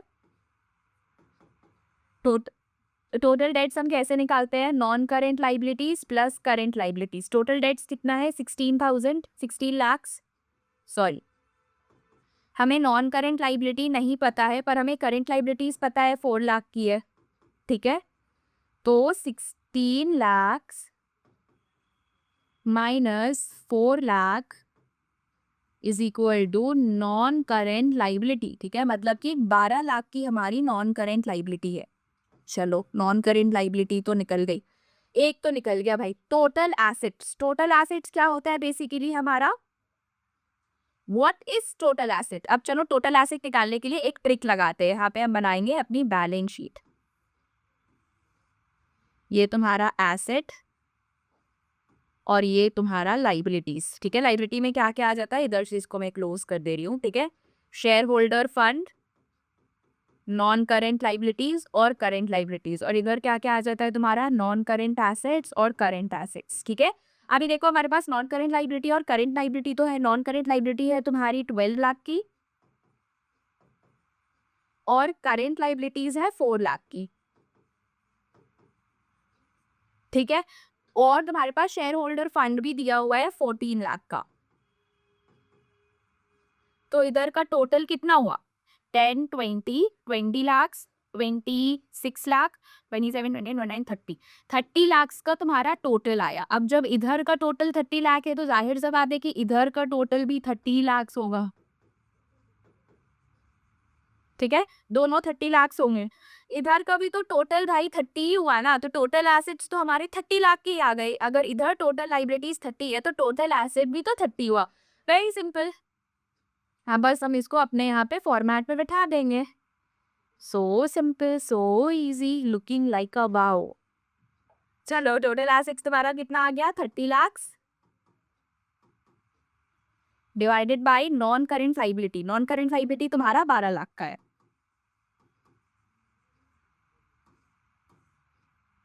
12 1 जा 12, 2 जा 24, 2.5:1 आंसर। ठीक है, क्योंकि आज की क्लास बहुत ज्यादा लंबी हो गई है। वो 2 क्वेश्चन पहले तुम खुद ट्राई करोगे, फिर मैं कल की क्लास में शुरुआत उन्हीं 2 क्वेश्चन से करवाऊंगी। ठीक है, चलो कैलकुलेट प्रोप्राइटरी रेशियो। अब प्रोप्राइटरी रेशियो हमने क्या सीखा था, पहले लिख लो।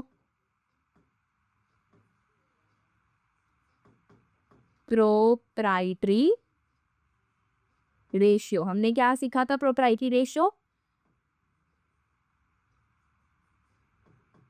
Equity divided bye total assets. If total assets to debt ratio is 2:1, debt is rupees 5 lakh, equity share। चलो, अब ना तुम्हें यहाँ पे कैलकुलेट करने तो बोल रहे हैं प्रोप्राइटरी रेशियो, लेकिन तुम्हें total assets to debt ratio भी दी गई है। ठीक है, तो अब उसे भी यहाँ पे लिख लो, total assets to debt ratio. ठीक है, ये तुम्हारा कितना आ जाएगा, total assets to debt ratio तुम्हारे को 2:1 दी गई है, और इसका फॉर्मूला क्या होता है, टोटल एसेट्स बाय डेट।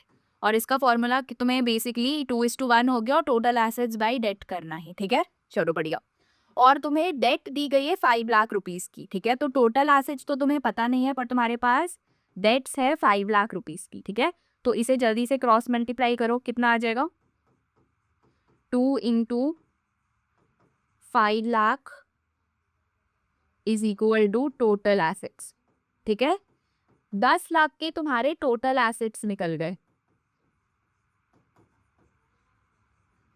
तो ये 10 लाख के टोटल एसेट्स हम यहाँ पे लिख देते हैं 10 लाख। ठीक है, देखो कहाँ से क्वेश्चन करेंट करता है, डेट रेशियो से total assets to debt ratio से तुम्हें टोटल एसेट्स मिल गया। ठीक है, अब हमें क्या निकालना है, अब हमें इक्विटी निकालेंगे। Equity share capital is 0.5 times of debts. ठीक है, तो यहाँ पे लिखो इक्विटी, बोल रहा है कि जो तुम्हारा इक्विटी है, इक्विटी शेयर कैपिटल वो 0.5 टाइम्स है डेट्स का। ठीक है, तो तुम्हारे डेट्स कितने के हैं, 5 लाख के है ना डेट्स।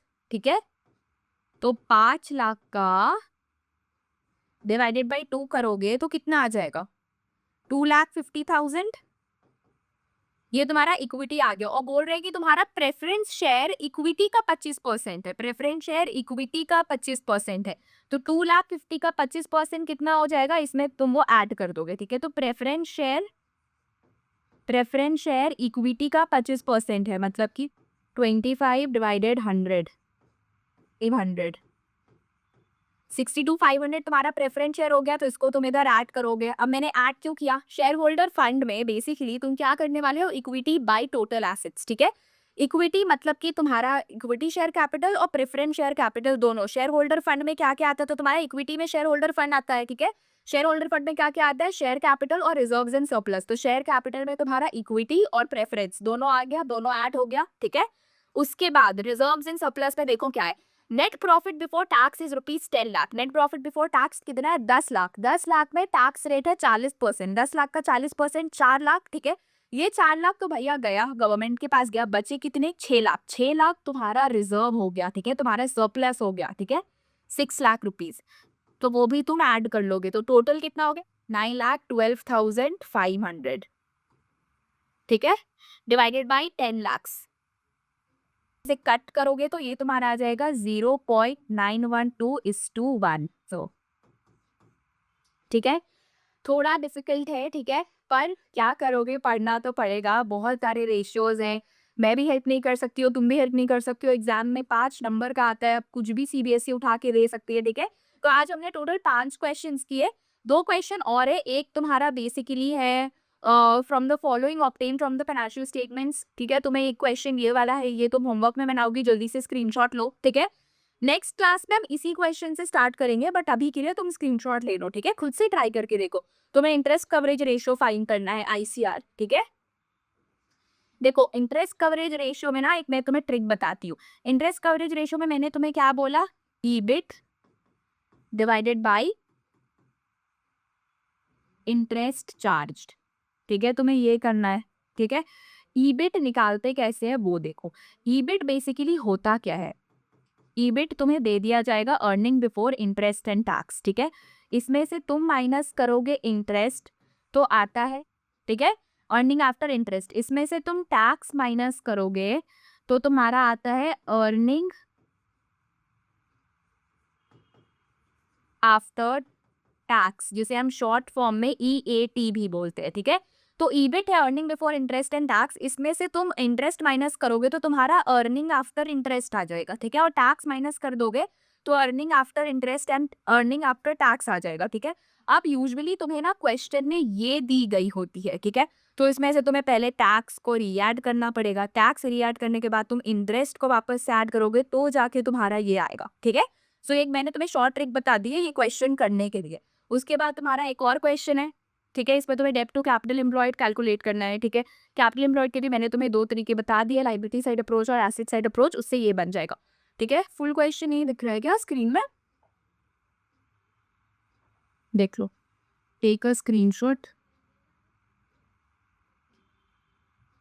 स्क्रीनशॉट ले लो या नेक्स्ट क्लास में करने वाले हैं, ये तो दिखा था ना अच्छे से, ठीक है, तो ये भी अच्छे से स्क्रीनशॉट ले लो, क्या क्या करना होता है, ठीक है। दैट्स ऑल, आई होप मैंने तुम्हें जो जो भी आज समझाया वो तुम्हें समझ आया होगा, ठीक है। नहीं आया तो कमेंट सेक्शन में अभी के अभी लिख दो क्या समझ नहीं आया, मैं जैसी देखूंगी रिप्लाई कर दूंगी। कल हम सीखेंगे एक्टिविटी रेशियो और लास्ट वाली तुम्हारी रेशियो, ठीक है, that is LSAP profitability ratio, activity and profitability, और उसके बाद ये चैप्टर हो जाएगा समाप्त। क्लास थोड़ी बड़ी बड़ी लग रही है पर क्या करूँ, एग्जाम्स भी तो आ रहे हैं। चलो ठीक है, अगली वीडियो में मिलते हैं। आज की वीडियो अच्छी लगी तो like share and subscribe, bye bye.